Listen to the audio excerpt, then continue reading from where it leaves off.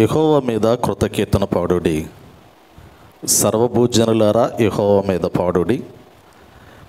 యెహోవా మీద పాడుడి, ఆయన నామమును స్తుతించుడి. అనుదినము ఆయన రక్షణ సువార్తను ప్రకటించుడి. యెహోవా నామమునకు తగిన మహిమ ఆయనకు చెల్లించుడి. నైవేద్యము తీసుకొని ఆయన ఆవరణములోనికి రండి. పరిశుద్ధాలంకరములు ధరించుకొని యెహోవాకు నమస్కారము చేయుడి. సర్వభూజనులారా ఆయన సన్నిధిని వణుకుడి. ప్రార్థన చేసుకుందాం. అందరూ తలలు వంచినట్లయితే దేవుడు మన యొక్క ఆత్మీయ జీవితంలో చేసి ఉన్నటువంటి ఈ మేలులు జ్ఞాపకం చేసుకుంటూ దేవుని యొక్క మహోన్నతమైనటువంటి నామమునకు కృతజ్ఞతాస్తుతులు చెల్లిస్తూ ఈ పరిశుద్ధ దినమందు ఈ యొక్క ఆరాధన మనము ప్రారంభించుకుందాం. ప్రార్థన చేసుకుందాం. సర్వకృపానిధిగు మా ప్రియ పరలోకపు తండ్రి, మీ ఘనమైన పరిశుద్ధమైన నామమునకు స్తుతులు చెల్లిస్తూ ఉన్నాం ప్రభా. మీ మహా ఉన్నతమైనటువంటి కృపలో, మీ యొక్క ప్రేమలో, మీ బిడలమైనటువంటి మమ్మలను నాయన గడిచిన దినములలో మీ యొక్క రెక్కల చాటున భద్రపరిచి మమ్మలను సజీవుల లెక్కలో ఉంచి ప్రభా, మరి యొక్క శ్రేష్టమైనటువంటి ఈ పునరుద్ధాన దిన ఆరాధన, పరిశుద్ధ దిన ఆరాధనలోనికి మీరు మమ్మలను నడిపించిన విధానమును బట్టి మిమ్మల్ని స్తుతిస్తూ ఉన్నాము. ఈ పరిశుద్ధ దినమందునైనా యావత్ ప్రపంచములో ఉన్నటువంటి క్రైస్తవ సంఘాలలో మీ మహోన్నతమైనటువంటి నామమును స్తుతించుటకు, మీ నామాన్ని గణపరచుటకు నీ బిడలైనటువంటి వారందరూ కూడా నీ మందిరావరణములలోనికి ప్రవేశిస్తూ ఉండగా, అయ్యా ఆత్మతోనూ సత్యముతోనూ నిన్ను ఆరాధించుకునేటువంటి భాగ్యమును ప్రతి క్రైస్తవునికి నాయన మెండుగా మీరు అనుగ్రహించమని వేడుకొనొచ్చు ఉన్నా. ఈ కడువరి దినాలలో, అపాయకరమైనటువంటి దినాలలో, ఈ దుర్దినములలో నాయన నీ బిడలైనటువంటి వారు నీ అందులో భయభక్తులు కలిగినటువంటి వారై ఆత్మతోనూ సత్యముతోనూ మిమ్మల్ని ఆరాధించుకుంటూనైనా మీ మహోన్నతమైనటువంటి రాకడ కొరకు సిద్ధపాటు కలిగి ఉండేటువంటి బిడలుగా ఉండునట్లు నీ కృప అనుగ్రహించమని వేడుకొనొచ్చున్నా. ఈ లోకములోనైనా ఎన్నో ఆత్మలు నశించిపోయేటువంటి క్రమములో వారందరూ కూడా జీవము కలిగినటువంటి దేవుడు మీరే అని ఎరిగినైనా వారు మీ శ్రేష్టమైనటువంటి రక్షణ ప్రణాళికలోనికి వారి యొక్క జీవితాలను నడిపించుకొని వాక్యానుసారమైనటువంటి రీతిలోనైనా వారు ఆత్మీయంగా ఎదిగి బలమునందుకోవడానికి కృపను అనుగ్రహించండి. ప్రత్యేకంగా ఈ యొక్క పరిశుద్ధ దినమందునైనా మా యొక్క మందిరావరణములో నీ బిడలమైనటువంటి మేమందరము కూడా ఆత్మతోనైనా సత్యముతో మిమ్మల్ని ఆరాధించుకునే భాగ్యాన్ని మీరు అనుగ్రహించండి. పాటలు పాడుతూ ఉండగా మీ నామాన్ని మహిమపరచుకోండి, ఘనపరచుకోండి. ఈ పరిశుద్ధ దినమందునైనా శ్రేష్టమైనటువంటి జీవాహారాన్ని కూడా మెండుగా ప్రభా నీ బిడలమైనటువంటి మాకు మీరు అనుగ్రహించమని వేడుకొనొచ్చు ఉన్నారు. మీ సన్నిధిలోనికి వచ్చిన బిడలను దీవించండి ప్రభా. ఇంకా రావలసినటువంటి వారందరినీ కూడా త్వరగా మీ పాదాల చెంతకు నడిపించి ఆరాధనంతట్లో మా ద్వారా మీరే నీ నామాన్ని ఘనపరచుకోమని, మీ పరిశుద్ధ ఆత్మని యొక్క ప్రసన్నతను మెండుగా మాకు అనుగ్రహించమని యేసు క్రీస్తు నామములో అడిగి వేడుకొనుచున్నాము తండ్రి, ఆమేన్. ప్రభునందు ప్రియమైన దేవుని సంగమా, ప్రియ సహోదరి సహోదరులారా, యేసు క్రీస్తు శుభనామములో అందరికీ ప్రత్యేకంగా మరి యొక్క పర్యాయము నేను హృదయపూర్వకమైనటువంటి వందనములను తెలియపరుస్తూ ఉన్నాను. జీవము కలిగినటువంటి దేవుడు, జీవాధిపతి అయినటువంటి దేవుడు, ఈ సర్వ సృష్టికి కారణభూతుడైనటువంటి దేవుడు ఈ యొక్క మార్చి నెలలో 2వ పరిశుద్ధ దిన ఆరాధనలోనికి మనల్ని నడిపించిన విధానమును బట్టి ఆయన నామమును స్తుతించి ఘనపరుచుకునేటువంటి భాగ్యమును మనకు దయచేయుచున్న విధానమును బట్టి నేను ప్రభువును స్తుతిస్తూ ఉన్నాను.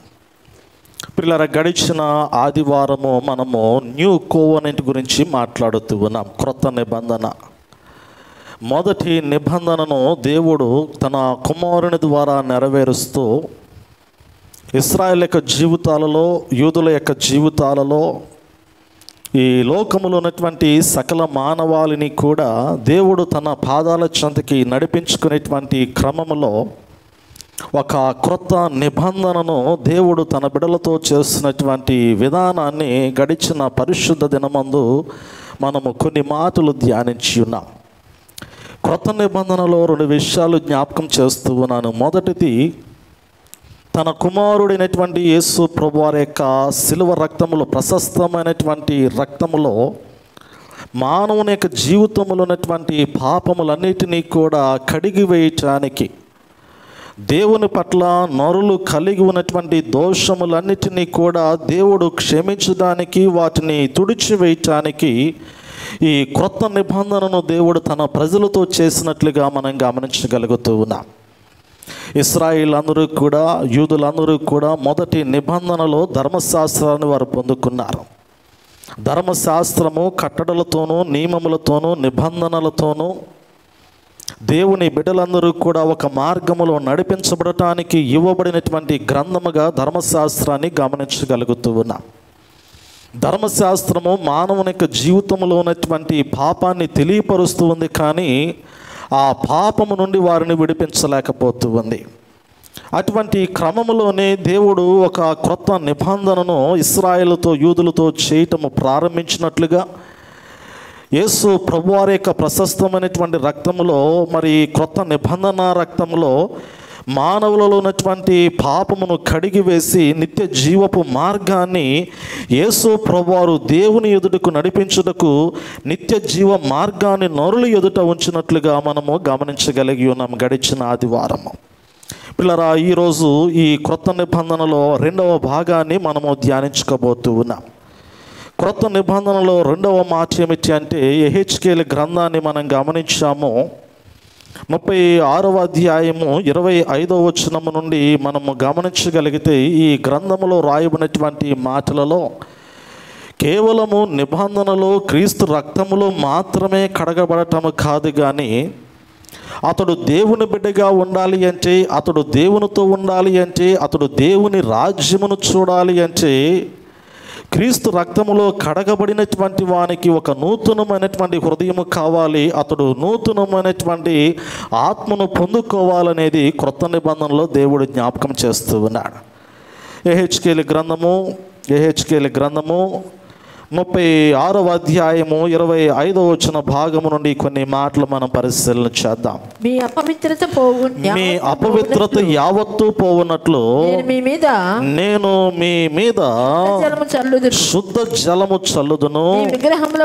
మీ విగ్రహముల వలన మీకు కలిగిన అపవిత్రత అంతయు తీసివేసెదను. నూతన హృదయము మీకిచ్చెదను. నూతన స్వభావము మీకు కలగచేసేదను. రాతి గుండె మీలో నుండి తీసివేసి మాంసపు గుండెను మీకు ఇచ్చేదను.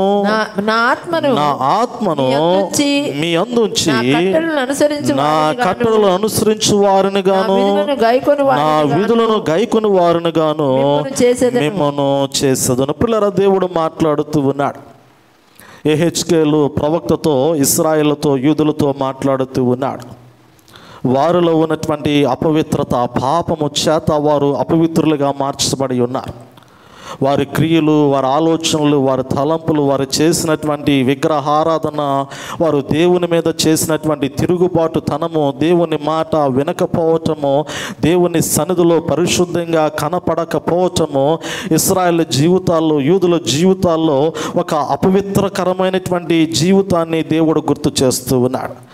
మనం గమనించగలిగితే ఇశ్రాయేల్ యొక్క జీవితం అంతా కూడా పాపముతో నిండిపోతూ ఉంది. వారు హృదయములు పాపమునకు నిలయమైనటువంటి హృదయాలుగా మార్చబడుతూ ఉన్నాయి. దేవుణ్ణి స్తుతించగలిగినటువంటి హృదయము, దేవుణ్ణి వెంబడించవలసినటువంటి హృదయము, దేవుని నామాన్ని నిత్యము కూడా హెచ్చించి గణపరచవలసినటువంటి హృదయములో దేవుడు చూస్తూ ఉండగా పాపము కనపడుతూ ఉంది, అపవిత్రత కనపడుతూ ఉంటుంది. దేవుడు ఇప్పుడు నరుని యొక్క హృదయాన్ని కడగటానికి, నరుని యొక్క హృదయాన్ని శుద్ధీకరించడానికి, నరుని యొక్క హృదయంలో ఉన్నటువంటి అపవిత్రతను అంతటినీ కూడా తీసివేయటానికి ఒక క్రొత్త నిబంధనతో కూడినటువంటి ప్రణాళికను దేవుడు రూపొందిస్తూ ఉన్నాడు.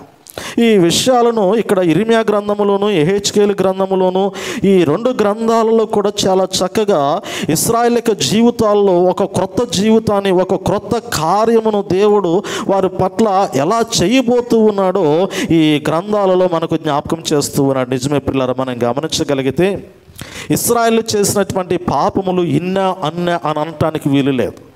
ఎందుకంటే దేవుని యొక్క వాక్యము మనకి గుర్తు చేస్తూ ఉంది, వారు బాల్య దినముల నుండి కూడా పాపముతోనే నడిపించబడుతూ ఉన్నారు. ఇర్మియా గ్రంథంలో ఉన్నటువంటి ఒక మాటను మనం గమనించగలిగితే, ఇర్మియా గ్రంథంలో తెలియపరిచినటువంటి మాటలలో 32వ అధ్యాయంలో 30వ వచనంలో గుర్తు చేస్తూ ఉంటాడు కదా, ఇశ్రాయేలు వారును యూదావారును తమ బాల్యము మొదలుకొని నా ఎదుట చెడుతనమే చేయుచు వచ్చుచున్నారు, తమ చేతుల క్రియల వలన వారు నాకు కోపము పుట్టించువారు, ఇదే యెహోవా వాక్ అంటాడు కదా. ఎంత చక్కటి మాట. ఇశ్రాయేలు దేవుని పిల్లలుగా పిలువబడుతూ ఉన్నారు, యూదులు దేవుని స్వాస్థ్యంగా పిలువబడుతూ ఉన్నారు. అటువంటి దేవుని యొక్క జనాంగమును గురించి, దేవుని యొక్క సంతతిని గురించి దేవుడు మాట్లాడినటువంటి మాట ఏమిటంటే, వారు తమ బాల్యము మొదలుకొని నా ఎదుట చెడుతనమే చేయుచూ వచ్చుచున్నారు, తమ చేతులు క్రియల వలన వారు నాకు కోపము పుట్టించుచున్నారు కదా. దేవుడు స్పష్టంగా మాట్లాడుతూ ఉన్నాడు, అరమరిక లేకుండా దేవుడు మాట్లాడుతూ ఉన్నాడు. పాపము ఉన్న చోట దేవుని కోపము రగులుతూ ఉంది. చెడుతనమున్నటువంటి చోట దేవుని యొక్క ఉగ్రతతో కూడినటువంటి ఆలోచన కనపడుతూ ఉంది. దేవుడు ఇక్కడ అంచాడు కదా, ఇశ్రాయేలుతోనూ యూదులతోనూ మాట్లాడుతున్నటువంటి మాటల్లో మనం గమనించగలిగితే, నేను సర్వశక్తుడైనటువంటి దేవునిగా మీ మధ్యలో ఉన్నప్పటికీ కూడా మీ హృదయాలలో మీరు కలిగి ఉన్నటువంటి ఆలోచనను, తలంపులను నేను గమనించి ఉండగా, మీరు బాల్యము నుంచి కూడా నా ఎదుట ఎలాంటి నడవడిక కలిగి ఉన్నారు అంటే, చెడిపోతున్నటువంటి హృదయ ఆలోచనలతో కూడినటువంటి నడవడికే కనపడుతూ ఉంది అంటాడు కదా. అందుకే దేవుని యొక్క వాక్యము బాల్యము నుంచి మనకు నేర్పిస్తూ ఉంది, బాలుడు నడవలసినటువంటి త్రోవను వానికి నేర్పము, వాడు పెద్దవాడైనప్పుడు దాని నుండి తొలగిపోడు అనేటువంటి మాటను గుర్తు చేస్తూ ఉన్నాడు. మనము చిన్నపిల్లల విషయంలో ఎంతో సంతోషపడుతూ ఉంచాం. దినములు ప్రాయములు ఉన్నటువంటి వారు, మాసములు ప్రాయములు ఉన్నటువంటి వారు తల్లి ఒక బిడ్డకు జన్మనిచ్చినటువంటి క్రమంలో, ఆ బిడ్డకు పాలు పట్టించేటువంటి క్రమంలో, కొంచెముగా ఆహారం అందించేటువంటి క్రమంలో పిల్లవాడు ఎదుగుతూ 6వ మాసములకు వచ్చిన తర్వాత బుడిబుడి అడుగులతో నడక ప్రారంభిస్తున్నటువంటి క్రమంలో తల్లి సంతోషపడుతుంది, తండ్రి సంతోషపడుతూ ఉంచాడు. చిన్న బిడ్డలు నడక ప్రారంభిస్తున్నటువంటి సమయంలో మొట్టమొదటి ఆనందము, మొట్టమొదటి సంతోషము ఆ బిడ్డకు జన్మనిచ్చినటువంటి తల్లికి కలుగుతూ ఉంది. ఆ యొక్క బిడ్డ కలిగినటువంటి కుటుంబంలో ఆ యొక్క సంతోషం, ఆనందము కలుగుతూ ఉంటుంది. తప్పటడుగులు వేస్తూ నడుస్తున్నటువంటి బిడ్డను చూసినప్పుడు కలిగేటువంటి ఆనందము. కానీ మన పరమ తండ్రి అనేటువంటి దేవుడు మాట్లాడుతూ ఉన్నాడు కదా, నేను పిల్లలను పెంచుతూ ఉన్నాను, వారిని పెద్దవారిని చేస్తూ ఉన్నాను, నేను వారిని ఆశీర్వదిస్తూ ఉన్నాను, నేను వారి అవసరతలు తీరుస్తూ ఉన్నాను, నేను వారి అక్కర్లు తీరుస్తూ ఉన్నాను. కానీ నేను వారిని చూస్తూ ఉండగా వారి నడవడిక నా ఎదుట ఎలా ఉన్నదంటే, వారు బాల్య దినముల నుంచి కూడా నా ఎదుట చెడుతనము చేయుచునే కనపడుతూ ఉన్నారు. నేను మంచిని వారి యొద్ద నుండి ఆశిస్తూ ఉన్నాను, నేను నీతిని వారి యొద్ద నుండి కోరుకుంటూ ఉన్నాను, నేను యథార్థతను వారి జీవితంలో చూడాలనుకుంటూ ఉన్నాను, నేను దేనినైతే నా బిడ్డల యొక్క జీవితాల్లో చూడాలని ఆశపడుతూ ఉన్నానో అది నాకు కనిపించట్లేదు. కానీ వారి నడవడికలో, వారి ఆలోచనలో, వారి తలంపుల్లో, వారి క్రియలలో నాకు ఏమి కనపడుతూ ఉందంటే, వారు చేయుచున్నటువంటి చెడుతనము కనపడుతూ ఉంది. వారు నాకు కోపము పుట్టించేటువంటి విధానమే నాకు కనపడుతుంది అనేటువంటి ఆ మాటను ఇక్కడ దేవుడు మాట్లాడుతూ ఉన్నాడు. అంత మాత్రమే కాదు కదా, ఈ ఇర్మియా గ్రంథంలో ఉన్నటువంటి 32వ అధ్యాయంలో ఉన్నటువంటి మాటలు మనం గమనించగలిగితే, వారి యొక్క దుష్ప్రవర్తనను మార్చుకోవడానికి దేవుడు వారికి మరి జ్ఞానోపదేశము చేసేటువంటి క్రమంలో వారితో మాట్లాడుతూ ఉన్నాడు. 33వ వచనంలో అంటాడు కదా, నేను పెందల కాడే లేచి వారికి బోధించినను వారు నా బోధను అంగీకరింపకపోయిరి, వారు నా తట్టు ముఖము త్రిప్పుకొనక వీపునే త్రిప్పుకొనిరి అంటాడు కదా. నా వైపు చూస్తారేమోనని నా పిల్లల వైపు నేను చూస్తూ ఉండగా వారి ముఖము నాకు కనపడలేదు, కానీ వారు నాకు ఏమి చూపించుచున్నారు అంటే వెనుదిరిగినటువంటి జీవితాన్ని చూపిస్తూ ఉన్నారు. నా పిల్లలు నా యొద్దకు వస్తారేమో, వారి ముఖము నాకు కనపడుతుందేమో, వారు నా వైపు నడుస్తూ వస్తున్నటువంటి అడుగులు నాకు కనపడతాయేమోనని పరమ తండ్రి అనేటువంటి దేవుడు చూస్తూ ఉండగా దేవునికి ఏమి కనపడుతుందంటే దేవుని యొద్ద నుండి వెనుదిరిగి వెళ్ళిపోతున్నటువంటి నడవడిక కనపడుతూ ఉంది. దేవునికి ఏమి కనపడుతుంది? వీపు కనపడుతుందంట, ముఖము కనపట్టలేదు. దేవుడు చూస్తూ ఉన్నాడు, నా పిల్లలు నా మందిరంలో ఉంటారేమోనని దేవుడు చూస్తూ ఉన్నాడు కదా. గడిచిన దినమందు జ్ఞాపకం చేశాను, శోధన జయించమనేటువంటి మాటను జ్ఞాపకం చేశాను. బహుశా శోధన జయించలేనటువంటి వారు దేవుని సన్నిధిలో కనపడలేకపోతూ ఉన్నారు. ఈరోజు దేవుని సన్నిధిలోనికి రావటానికి ఎదురైనటువంటి శోధన జయించలేనటువంటి వాడు దేవుని సన్నిధిలో కనపడలేక లోకంలో కనపడుతూ ఉన్నాడు, లోక ఆశల్లో ముందుకు వెళ్ళిపోతూ ఉన్నాడు.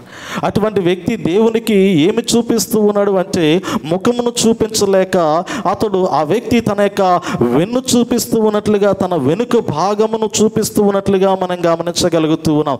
వెనుక భాగమును చూపించేటువంటి వాడు నాగట మీద చెయ్యి వేసి వెనుదిరిగినటువంటి వానితో సమానమైనటువంటి వాడు. దేవుని యొక్క వాక్యము స్పష్టంగా జ్ఞాపకం చేస్తూ ఉంది, నా పిల్లలు నా యొద్దకు వస్తారని నేను ఎదురు చూస్తూ ఉండగా నా పిల్లలు నా యొద్ద నుండి వారు వెళ్ళిపోతున్నటువంటి క్రమము నాకు కనపడుతుంది. వారు నా యొద్ద నుండి వెళ్ళిపోతున్నటువంటి వెనుదిరిగినటువంటి భాగము నాకు కనపడుతూ ఉంది. వారు నాగట మీద చెయ్యి వేసినటువంటి స్థితిలో నుండి వెనుదిరిగి వెళ్ళిపోతున్నటువంటి స్థితిలో కనపడుతూ ఉంది. కారణం ఏమిటంటే వారి యొక్క చెడిపోయినటువంటి నడవడిక నా సన్నిధిలో నిలబడకుండా వారిని నన్ను నా యొద్ద నుండి వారిని దూరపరుస్తుంది అనేటువంటి మాటను గుర్తు చేస్తూ ఉన్నాడు. నిజమే పిల్లరా, దేవుని యొక్క వాక్యములో మనము గమనించగలిగినట్లయితే ఈ మాటలు యెహెజ్కేలు గ్రంథంలో మరలా గుర్తు చేస్తాడు. ఇర్మియా గ్రంథంలో 32వ అధ్యాయంలో జ్ఞాపకం చేసినటువంటి మాటలే యెహెజ్కేలు గ్రంథము 36వ అధ్యాయంలో 19వ వచన భాగాన్ని గమనించగలిగితే ఇక్కడ కూడా రాస్తూ ఉంటాడు, వారి ప్రవర్తనను బట్టి వారి క్రియలను బట్టి వారిని శిక్షించి నేను అన్యజనుల్లోనికి వారిని వెళ్ళగొట్టగా వారు ఆయా దేశములకు చెదిరిపోయిరి.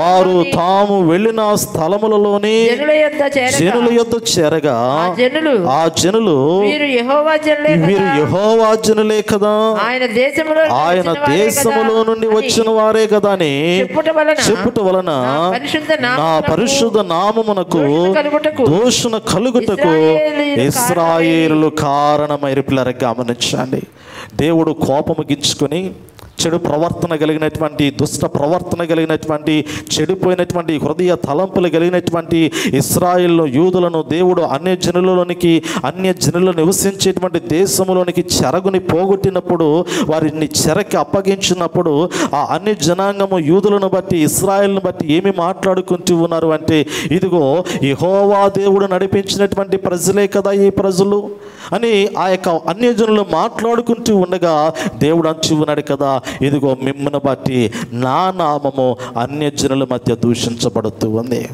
మిమ్మల్ని బట్టి నా నామము అన్యజనుల మధ్య అవమానపరచబడుతుంది. పరిశుద్ధుడైనటువంటి నా నామాన్ని మహిమపరచవలసినటువంటి నా జనులు, పరిశుద్ధుడైనటువంటి నా నామమును హెచ్చించవలసినటువంటి నా జనులు, నా బిడ్డలైనటువంటి వారు వలన, నా పిల్లలైనటువంటి వారి వలన ఇప్పుడు నా నామము అన్యజనుల మధ్య దూషించబడుతుంది, అవమానపరచబడుతుంది అనేటువంటి మాటను పరిశుద్ధ గ్రంథంలో దేవుడు జ్ఞాపకం చేస్తూ ఉన్నాడు కదా. చెడు నడవడిక, చెడు తలంపులు, చెడు ప్రవర్తన దేవుని దృష్టిలో, లోకములో దేవుని నామము అవమానపరచడానికి కారణమవుతుంది. దేవుడు మాట్లాడుతూ ఉన్నాడు స్పష్టంగా మనం గమనించగలిగినట్లయితే ఈ వాక్య భాగంలో తెలియపరుస్తూ ఉన్నాడు. పరిశుద్ధుడైనటువంటి పౌలు భక్తుడు కూడా ఈ యొక్క మాటను క్రొత్త నిబంధన కాలంలో తెలియచేశాడు. ఇక్కడ యెహెజ్కేలు గ్రంథంలో రాయబడినటువంటి మాట ఏదైతే ఉందో 36వ అధ్యాయంలో రాయబడినటువంటి 21వ వచనంలో, 20వ వచనం చివరి భాగంలో 21వ వచనంలో ఉన్నటువంటి మాట, నా పరిశుద్ధ నామమునకు దూషణ కలుగుటకు ఇశ్రాయేలులు కారణమైరి కాగా ఇశ్రాయేలు పోయిన ఎల్ల చోట్లను నా పరిశుద్ధ నామమునకు దూషణ కలుగగా నేను చూచి నా నామము విషయమై చింతపడుతుని అంటాడు కదా. నా నామం విషయమై నేను చింతపడితే నేను బాధపడుతూ ఉన్నాను. నా పిల్లలను నేను ఎందుకు నడిపిస్తూ ఉన్నానని బాధపడుతూ ఉన్నాను. ఒక్కొక్కసారి మనము కూడా మన పిల్లలైనటువంటి వారు మనకి అధికమైనటువంటి కోపాన్ని పుట్టించినప్పుడు, మనకి అధికమైనటువంటి దుఃఖాన్ని మనకు కలగచేస్తున్నప్పుడు, ఒక్కొక్కసారి మన పిల్లల విషయంలో మనము కూడా అధికమైనటువంటి తీవ్రతతో కూడినటువంటి ఆలోచన కలిగి వచ్చాం. అసలు నిజంగా నువ్వు నా కడుపును పుట్టావా కదా? ఒక్కొక్కసారి చాలాసార్లు మాట్లాడుతూ ఉంటాము కోపము తెప్పించినటువంటి క్రమంలో. ఎందుకంటే పిల్లలు తల్లి మాట విననప్పుడు, తండ్రి మాట విననప్పుడు, తల్లికి తండ్రికి ఏ విధంగా అధికమైనటువంటి కోపాన్ని కలిగించేటువంటి పిల్లల విషయంలో కూడా ఇక్కడ దేవుడు కూడా అదే మాట్లాడుతూ ఉన్నాడు. నేనెందుకు నా పేరు వీరికి పెట్టి ఉన్నాను, నేనెందుకు నా స్వాస్థ్యంగా వీరిని కోరుకుని ఉన్నాను, వీరిని బట్టి ఇప్పుడు నా నామం అవమానపరచబడుతూ ఉంది. అన్ని జనులలో నా నామము గొప్పగా ఉండవలసినటువంటి నామము వీరి వలన ఇప్పుడు నా నామము అన్ని జనుల్లో అవమానకరంగా మారిపోతుందని దేవుడు చింతిస్తూ ఉన్నట్లుగా, దేవుడు బాధపడుతూ ఉన్నట్లుగా దేవుని యొక్క వాక్యములో మనం గమనించగలుగుతూ ఉన్నాం. ఈ మాటని పరిశుద్ధుడైనటువంటి పౌలు భక్తుడు రోమీయులకు రాసిన పత్రిక 2వ అధ్యాయము 24వ వచనంలో 2వ భాగములో మనం గమనించగలిగినట్లయితే, మిమ్మును బట్టే కదా దేవుని నామము అన్య జనుల మధ్యను దూషింపబడుచున్నది అనేటువంటి మాటను గుర్తు చేస్తూ ఉంచాడు. ఇది పాత నిబంధన కాలంలో మాత్రమే కాదు, క్రొత్త నిబంధన కాలంలో కూడా మరి కొందరు క్రైస్తవులైనటువంటి వారు లేదా కొందరు దేవుని బిడ్డలైనటువంటి వారు క్రీస్తు రక్తములో కడగబడినటువంటి స్థితిలో ఉండి కూడా వారు క్రీస్తు ప్రభువారిని ఆత్మతో ఆరాధించలేకపోతూ ఉన్నారు. వారు క్రీస్తు ప్రభువారిని ఆరాధించేటువంటి క్రమంలో, వెంబడించేటువంటి క్రమంలో దేవునికి ముఖమును చూపించట్లేదు, కానీ దేవునికి ఏమి చూపిస్తూ ఉన్నారు అంటే వెనుక భాగాన్ని చూపిస్తూ ఉన్నారు. క్రొత్త నిబంధన కాలములటువంటి క్రైస్తవులు కూడా దేవుని సన్నిధిలోకి వచ్చి దేవుని యొక్క ముఖ దర్శనమును చేసుకోవాలి, ఆయన సముఖములోనికి వచ్చి దేవుని స్తుతించేటువంటి ఆ యొక్క ముఖాన్ని దేవునికి కనపరుచుకోవాలి. కానీ దురదృష్టకరమైనటువంటి ఆలోచన ఏమిటంటే ప్రస్తుత దినాల్లో ఉన్నటువంటి చాలామంది క్రైస్తవులు కూడా దేవునికి వెన్ను చూపిస్తూ ఉన్నారు. నేను నీ యొద్దకు రాను కానీ నీవు నా యొద్దకు రావాలి అనేటువంటి ఆలోచనతో వెనుదిరిగినటువంటి స్థితిలో అనేక మంది జీవితాలు కనపడుతూ ఉన్నట్లుగా పరిశుద్ధ గ్రంథంలో మనం గమనించగలుగుతూ ఉన్నాం. అటువంటి సమయంలోని పిల్లరా దేవుడు ఒక నిబంధన చేయడానికి ఇష్టపడ్డాడు. న్యూ కోవెనెంట్లో జ్ఞాపకం చేసినటువంటి మాటల్లో క్రొత్త నిబంధనలో మనం గుర్తు చేసుకుంటూ ఉన్నాం కదా. ఎందుకు ఈ క్రొత్త నిబంధన దేవుడు తీసుకొస్తూ ఉన్నాడు, ఎందుకు ఈ క్రొత్త నిబంధనను దేవుడు మరలా తన ప్రజలతో చేయటం ప్రారంభించాడు, ఆ నిబంధన వెనుకున్నటువంటి ఉద్దేశం ఏమిటి, ఆ నిబంధన వెనుకున్నటువంటి దేవుని ఆలోచన ఏమిటి అనేది మనం గమనించగలిగితే మొట్టమొదటిగా మనం గమనించాము. ఒకటి, దేవుని కుమారుడు దేవుని నామాన్ని గొప్ప చేయడానికి వచ్చినటువంటి వాడు కదా. దేవుని పిల్లలు తండ్రి నామాన్ని అవమానపరిచారు అన్ని జనుల మధ్య కదా. ఈ యెహెజ్కేలు గ్రంథము, ఇర్మియా గ్రంథము, యెహెజ్కేలు గ్రంథంలో ఉన్నటువంటి మాటలు మనం గమనించగలిగితే నా పిల్లలు బాల్య దినాల నుంచి చెడిపోయినటువంటి మనస్సు కలిగినటువంటి వారిగా ఉన్నారు. సరే, వారిని నడిపిస్తే వారు హృదయాలు మారుతాయి కదా, వారి మనస్సులు మారుతాయి కదా, వారి ఆలోచనలు మారుతాయి కదా అని ప్రతి అవసరతను వారి పట్ల తీర్చినప్పటికీ కూడా వారి ప్రవర్తనలో మార్పు రాలేదు, వారి ఆలోచనలో మార్పు రాలేదు, వారి తలంపుల్లో మార్పు రాలేదు. వారు భౌతికంగా ఎదిగారు కానీ ఆత్మీయంగా దిగజారిపోయినటువంటి పరిస్థితి కనపడుతుంది. ఇప్పుడు నా నామాన్ని వీరు అన్య జనుల మధ్య అవమానపరుస్తూ ఉన్నారు. ఏ అన్య జనుల మధ్య అయితే నా నామం అవమానపరచబడిందో అదే అన్య జనుల మధ్య ఇప్పుడు నా నామాన్ని నేను గొప్ప చేసుకుంటాను. దేవుడు మాట్లాడినటువంటి మాట ఈ మాట. దేవుడు తన నామాన్ని గొప్ప చేసుకోవడానికి ఇక్కడ ఇష్టపడుతూ ఉన్నాడు. యెహెజ్కేలు గ్రంథంలో ఆ మాట నేను మీకు గుర్తు చేస్తాను. యెహెజ్కేలు గ్రంథము 36వ అధ్యాయము 22వ వచన భాగము నుండి మనం గమనించగలిగితే, కాబట్టి ఇశ్రాయేలీయులకు ఈ మాట ప్రకటన చేయము, ప్రభువగు యెహోవా సెలవిచ్చినదేమనగా, ఇశ్రాయేలీయులారా మీ నిమిత్తము కాదు గాని అన్య జనులలో మీ చేత దూషణ నొందిన నా పరిశుద్ధ నామము నిమిత్తము నేను చెయ్యబోవు దానిని చేయుదును. అన్య జనుల మధ్య మీరు దూషించిన నా ఘనమైన నామమును నేను పరిశుద్ధపరచుదును. వారి ఎదుట మీ యందు నేను నన్ను పరిశుద్ధపరచుకొనగా ఏమనగా నేను ప్రభువగు ప్రభువగు యెహోవానని తెలుసుకొందురు. వారు తెలుసుకుందరు. ఇదే ప్రభువగు యెహోవాకు దేవుడు మాట్లాడుతూ ఉన్నాడు. ఏ అన్య జనుల మధ్య అయితే మీరు నా నామాన్ని అవమానపరిచారో అది మీ కొరకు కాదు, కానీ నా కొరకు నా నామమును గొప్ప చేయటానికి నేను ఒక కార్యము చేయబోతూ ఉన్నాను అనేటువంటి మాటను గుర్తు చేస్తూ ఉన్నాను. నిజమే కదా? అన్య జనుల మధ్య దేవుని నామాన్ని అవమానపరిచినటువంటి వారు, ఘనమైనటువంటి నామాన్ని ఘనహీనమైనటువంటి స్థితిలో కనపరచినటువంటి ఇశ్రాయేలుతో దేవుడు మాట్లాడినటువంటి మాట ఏమిటంటే, మీ నిమిత్తము కాదు కానీ అన్య జనుల్లో మీ చేత దూషణ నొందిన నా పరిశుద్ధ నామము నిమిత్తము నేను చేయబోతున్నాను ఒక కార్యం. దాన్ని న్యూ కోవెనెంట్, క్రొత్త నిబంధన. ఈ క్రొత్త నిబంధన దేవుడు ఎందుకు చేస్తూ ఉన్నాడు అంటే, ఇది ఇశ్రాయేలు జనాంగము కొరకు, యూదా జనాంగము కొరకు మాత్రమే కాదు, కానీ దేవుడు తన నామమును అన్యజనులలో, లోకములో ఒక ఉన్నతమైనటువంటి నామముగా, గొప్ప నామముగా కనపరుచుకోవడానికి దేవుడు తన కుమారుడైనటువంటి యేసు ప్రభువుని లోకములోనికి పంపించి ఆ కుమారుని ద్వారా దేవుడు తన నామాన్ని గొప్ప చేసుకున్నాడు. ఆ కుమారుని ద్వారా దేవుడు తన నామాన్ని హెచ్చించుకున్నట్లుగా మనం గమనించగలుగుతూ ఉన్నాం పిల్లరా. అందుకే మొదటి ఈ క్రొత్త నిబంధనలో క్రీస్తు రక్తములో కడగబడినటువంటి క్రైస్తవుల యొక్క జీవితాల్లో ఆ దేవుని కుమారుడు తన నామాన్ని, దేవుని నామాన్ని గొప్ప చేశాడు. రెండో విషయాన్ని మనం జ్ఞాపకం చేసుకుంటూ ఉన్నాం పిల్లరా. కేవలము అంత మాత్రమే కాదు, కానీ నరుని యొక్క హృదయము చెడ్డది.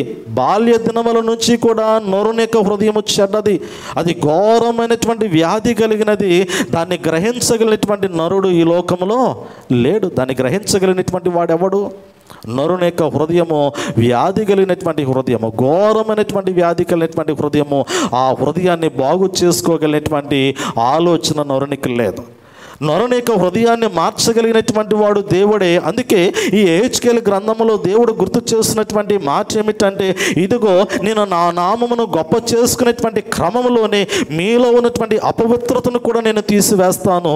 మీ జీవితాల్లో ఉన్నటువంటి విగ్రహారాధపూరితమైనటువంటి ఆలోచనలు తీసివేస్తాను. అలా తీసివేయటానికి నేను చేసేటువంటి కార్యం ఏమిటంటే, ఇదిగో ఒక నూతనమైనటువంటి హృదయాన్ని మీకు ఇవ్వబోతున్నాను అంటాడు కదా. ఎంత గొప్ప మాట! ఈ నూతనమైనటువంటి హృదయము, నూతనమైనటువంటి స్వభావం కలగాలి అంటే దేవుని యొక్క ఉద్దేశం ఏమిటంటే, మీలో ఉన్నటువంటి రాతి గుండెను నేను తీసివేయబోతూ ఉన్నాను. ఈ రాతి గుండె అనేటువంటి మాటను మరి రెండు విషయాల్లో మనం గమనించవచ్చు. మొదటిది ఏమిటంటే, ఈ రాతి గుండె పాత నిబంధన కాలంలో ఇశ్రాయేలుకి ఇవ్వబడినటువంటి ధర్మశాస్త్రమునకు సాదృశ్యంగా మనకు కనపడుతూ ఉంది. ధర్మశాస్త్రం అనేటువంటిది కఠినమైనటువంటి ఆజ్ఞలతోనూ కఠినమైనటువంటి నియమ నిబంధనలతో కూడినటువంటి గ్రంథముగా మనకు జ్ఞాపకం చేయబడుతుంది. కంటికి కన్ను, పంటికి పన్ను అనేటువంటి మాట మరి ధర్మశాస్త్రం కనపడుతూ ఉంది. పాత నిబంధన కాలంలో ఇశ్రాయేలు యొక్క హృదయాలు, యూదుల యొక్క హృదయాలు ఏ రీతిలో మనకు కనపడుతూ ఉన్నాయి అంటే, అవి ఒక కఠినమైనటువంటి హృదయాలుగా కనపడుతూ ఉన్నాయి.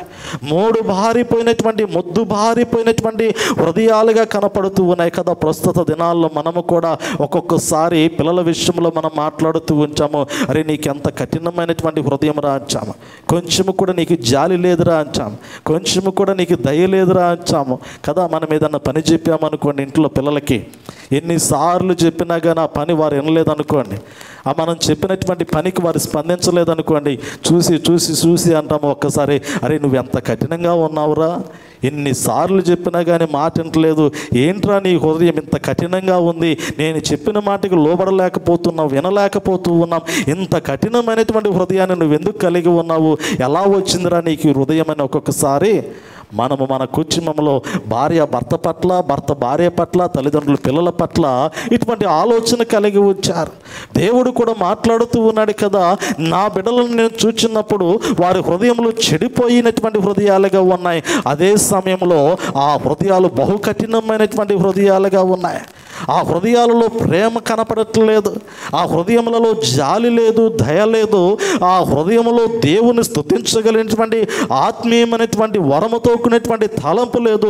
ఈ కఠినమైనటువంటి హృదయము రాతి గుండెను పోలినటువంటి హృదయముగా కనపడుతుంది. ఇప్పుడు దేవుడు అని చూన్నాడు కదా, మీలో ఉన్నటువంటి ఈ రాతి గుండెను నేను తీసివేయబోతూ ఉన్నాను, ఒక శ్రేష్టమైనటువంటి స్పందించగలిగినటువంటి మాంసపు గుండెను మరలా మీకు ఇవ్వబోతున్నాను అంటాడు. దేవుడు సమస్తము కూడా నూతనంగా మారుస్తూ ఉన్నాడు.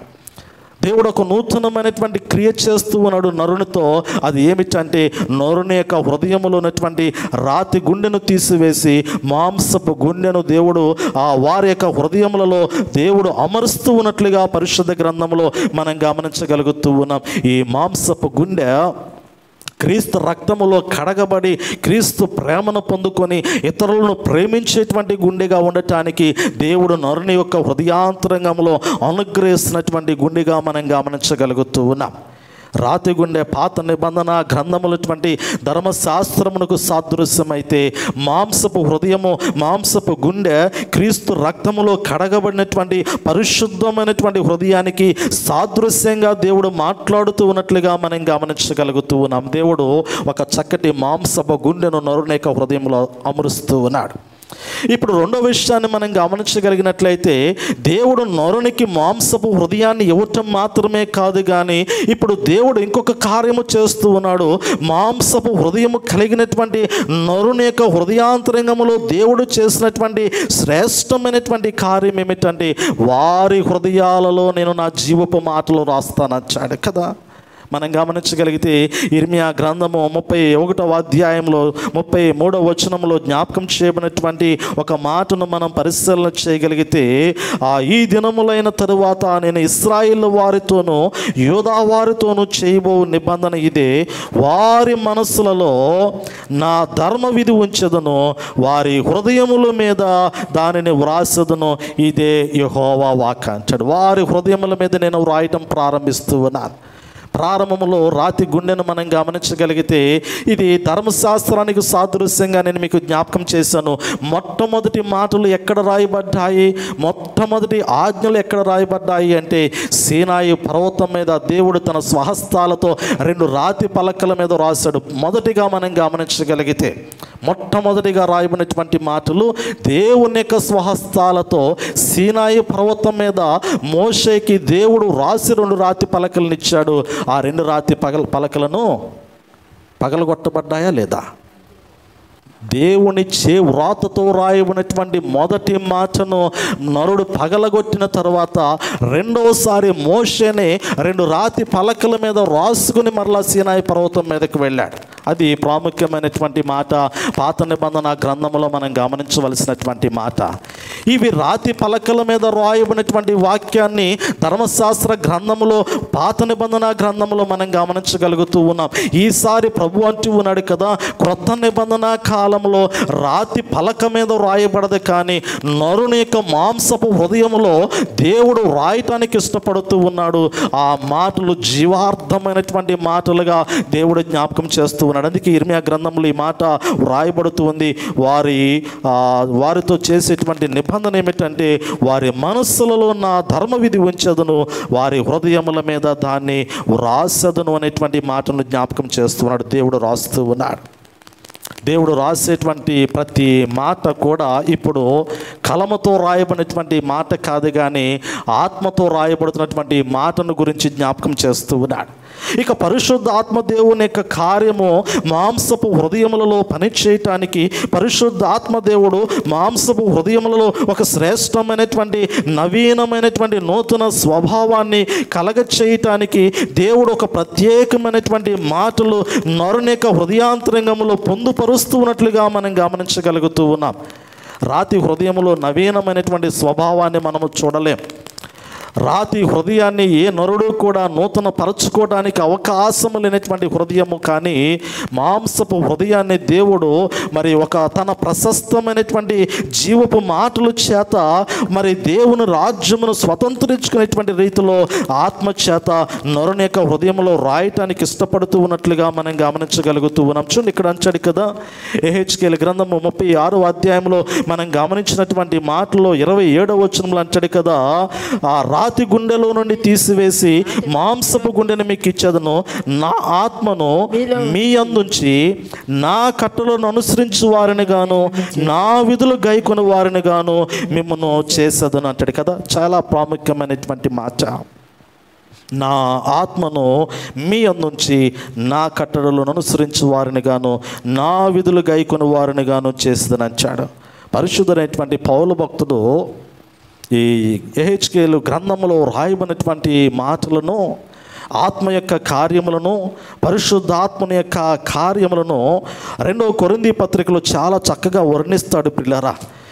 ఈ అపోస్తలుల యొక్క పరిచర్యలో పరిశుద్ధాత్మని యొక్క కార్యాన్ని గుర్తు చేస్తూ రక్షణ స్వార్థ చేత నూతనమైనటువంటి హృదయాలు కలిగినటువంటి వారిగా దేవుని మార్గంలో నడుస్తున్నటువంటి బిడల గురించి మాట్లాడినటువంటి మాటలు మనం గమనించగలిగితే 2 కొరింథీ పత్రిక 3వ అధ్యాయము 3వ వచన భాగములు అంచాడు కదా, రాతి పలక మీద గాని సిరాతో గాని రాయబడక మెత్తని హృదయములు అను పలకల మీద జీవము గల దేవుని ఆత్మతో మా పరిచర్య మూలంగా రాయబడిన క్రీస్తు పత్రిక ఉన్నారని మీరు తేటపరచబడుచున్నారు అంటాడు. కొరింథీ సంఘములో క్రైస్తవుల గురించి మాట్లాడుతూ పరిశుద్ధుడైనటువంటి పౌలు భక్తుడు సువార్తను ప్రకటించినప్పుడు, క్రీస్తు ప్రేమను ప్రకటించినప్పుడు, యేసు ప్రభువారు కలువరి శిలువలో మన నిమిత్తము ఎలా తన ప్రాణమును త్యాగము చేసి ఉన్నారో,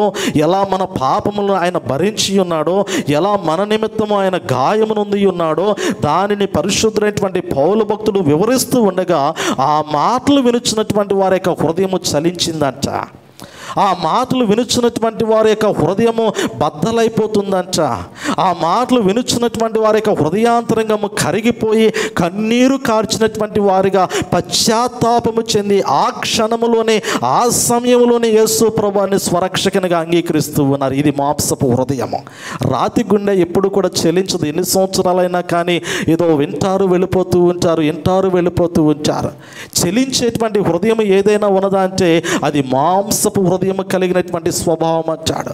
ఇక్కడ పౌలు భక్తుడు ఏమి జ్ఞాపకం చేస్తూ ఉన్నాడు అంటే, రాతి పలకల మీద కాదు రాసింది, ఇక్కడ సిరాతో కాదు రాసింది. ఇక్కడ పరిశుద్ధాత్మ దేవుడు ఎలా రాస్తూ ఉన్నాడంటే, మెత్తని హృదయములోని పలకల మీద జీవము కలిగినటువంటి దేవుని ఆత్మతో దేవుడు రాస్తూ ఉన్నాడు. ఈరోజు మెత్తని హృదయాలు కావాలి దేవునికి, కఠినమైనటువంటి హృదయాలు కాదు దేవునికి కావాల్సిందే. మూడు బారిపోయినటువంటి జీవితాలు కాదు దేవునికి కావాల్సింది, దేవుని సన్నిధిలో చిగురించేటువంటి జీవితాలు కావాలి దేవునికి కావాల్సిందే. దేవుని మీద తిరుగుబాటు చేసేటువంటి జీవితాలు కాదు దేవునికి కావాల్సింది. దేవునికి లోబడి దేవుని స్తుతిస్తూ, దేవుని ఆరాధిస్తూ, దేవుని నామాన్ని ఘనపరిచేటువంటి జీవితాలు కావాలి దేవునికి.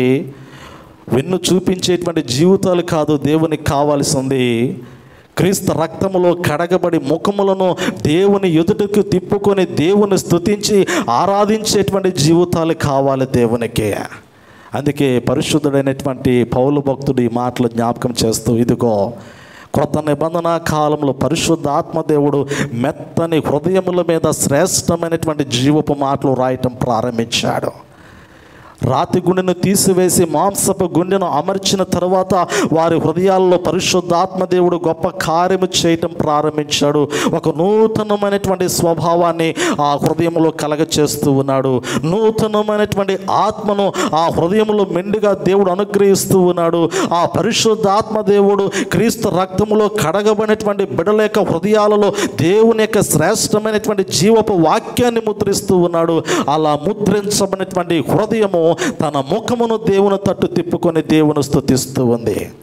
ఏ హృదయములో అయితే దేవుని వాక్యము ముద్రించబడదో ఆ హృదయము వెన్ను చూపించేటువంటి హృదయము కానీ ముఖమును చూపించేటువంటి హృదయము కాదంటాడు. యెహెజ్కేలు గ్రంథంలో మనం గమనించినటువంటి మాటల్లో, నా పిల్లల ముఖాన్ని నేను చూడాలనుకున్నాను కానీ నా పిల్లలు వారి ముఖాన్ని నాకు చూపించక వారు వెన్ను నాకు చూపిస్తూ ఉన్నారు. వెనుక తట్టు వారు వెళ్ళిపోతున్నటువంటి జీవితము నాకు కనపడుతూ ఉంది కానీ నా యొద్దకు వచ్చేటువంటి జీవితమును నా పిల్లల యొద్ద నుండి నేను చూడలేకపోతున్నానని వేదనతో పరిశుద్ధాత్మదేవుడు మాట్లాడినట్లుగా మనం గమనించగలుగుతూ ఉన్నాం. నిజమే కదా. ఈ ప్రస్తుత దినాల్లో ఉన్నటువంటి జీవితాలను గమనించినప్పుడు చాలామంది దేవుని తట్టుకు వచ్చేటువంటి పరిస్థితి కనబడేదానికన్నా దేవుని యొద్ద నుండి లోక ఆశల చేత వెనుదిరిగి వెళ్ళిపోతున్నటువంటి జీవితాలు ఎక్కువగా పరిశుద్ధాత్మ దేవుడు చూస్తూ దుఃఖిస్తూ ఉన్నట్లుగా నేను మీకు జ్ఞాపకం చేస్తూ ఉన్నాను. ఇది బహు విచారకరము. ఇది బహు భయంకరమైనటువంటి దుఃఖకరమైనటువంటి పరిస్థితి. నీవు దేవుని సన్నిధిలో నుండి పారిపోయేటువంటి జీవితాన్ని కలిగి ఉన్నావు. నీవు దేవుని స్తుతించలేక, ఆరాధించలేక, ఆయన నామాన్ని గణపరచలేక లోకానుసారమైనటువంటి స్థితిలోనికి వెళ్ళిపోయేటువంటి పరిస్థితిగా కనపడుతూ ఉన్నావు.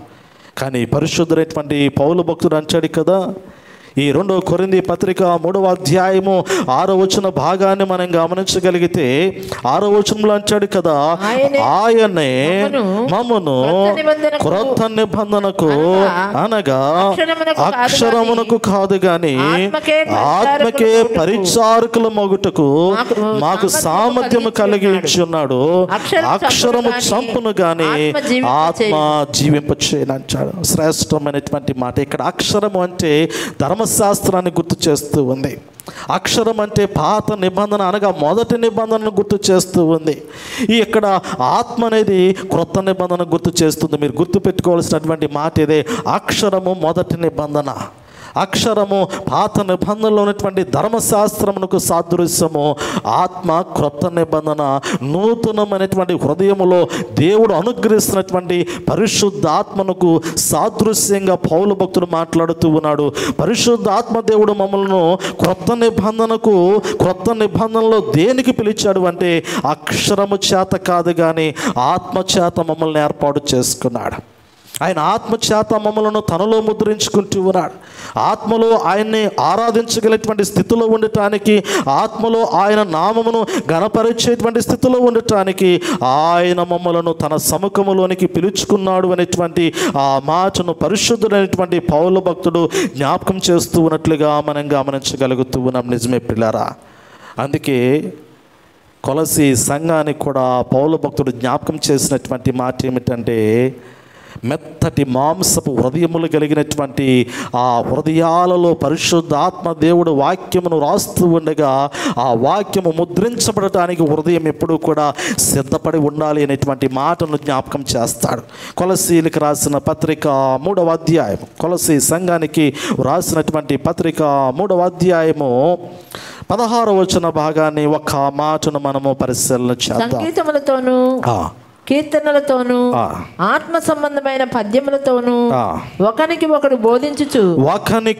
బోధించుచు బుద్ధి చెప్పుచు కృపా సహితముగా మీ హృదయములలో దేవుని గూర్చి గానము చేయుచు సమస్త విధములైన జ్ఞానముతో క్రీస్తు వాక్యము మీలో సమృద్ధిగా నివసింపనీయుడు అంటాడు కదా. ఎంత శ్రేష్టమైనటువంటి మాట. ఒకరిని ఒకరు బుద్ధి చెప్పుకోమంటాడు కదా. పాటల ద్వారానైనా, మాటల ద్వారానైనా, సంగీతము ద్వారానైనా, ఏ రీతిలోనైనా కానీ మీరు ఒకరిని ఒకరు బుద్ధి చెప్పుకోండి అంటాడు. నీ పొరుగువాడు నీ దేవుని సముఖంలో కనపడకపోతే, ఏంట్రా నేను ఆదివారం నువ్వు గుడికి రాలా, ఎక్కడికి వెళ్ళావు, గుడి మానకూడదు కదా అని బుద్ధి చెప్పాలా. ఇంట్లో ఉన్నటువంటి పిల్లలైనా, మన స్నేహితులైనా, మన శ్రేయభిలాషులైనా, మన ఇరుగు పొరుగు వారైనా, ఎవరైనా మన ఆప్తులుగా మనం భావించినటువంటి వారు మనతో కలిసి దేవుని రాజ్యంలో ఉండాలని మనము కోరుకున్నటువంటి వారమైతే, ఒకరోజు మనతో కనపడకపోతే దేవుని సన్నిధిలో, ఒకరోజు మనతో కలిసి వారు దేవుని సముఖంలో దేవుని స్తుతించేటువంటి అనుభవంలో కనపడకపోయినట్లయితే మరుక్షణం మనం వారిని అడగాలి, వారికి బుద్ధి కలిగినట్లుగా మనం మాట్లాడాలి. దేవుని సన్నిధిని విడిచి ఎక్కడికి వెళ్ళావు నువ్వు? దేవుని కన్నా ఎక్కువైనటువంటి పని ఏది నీకు ఉండకూడదు కదా. నువ్వు దేవుని మందిరంలోనికి రావాలి కదా.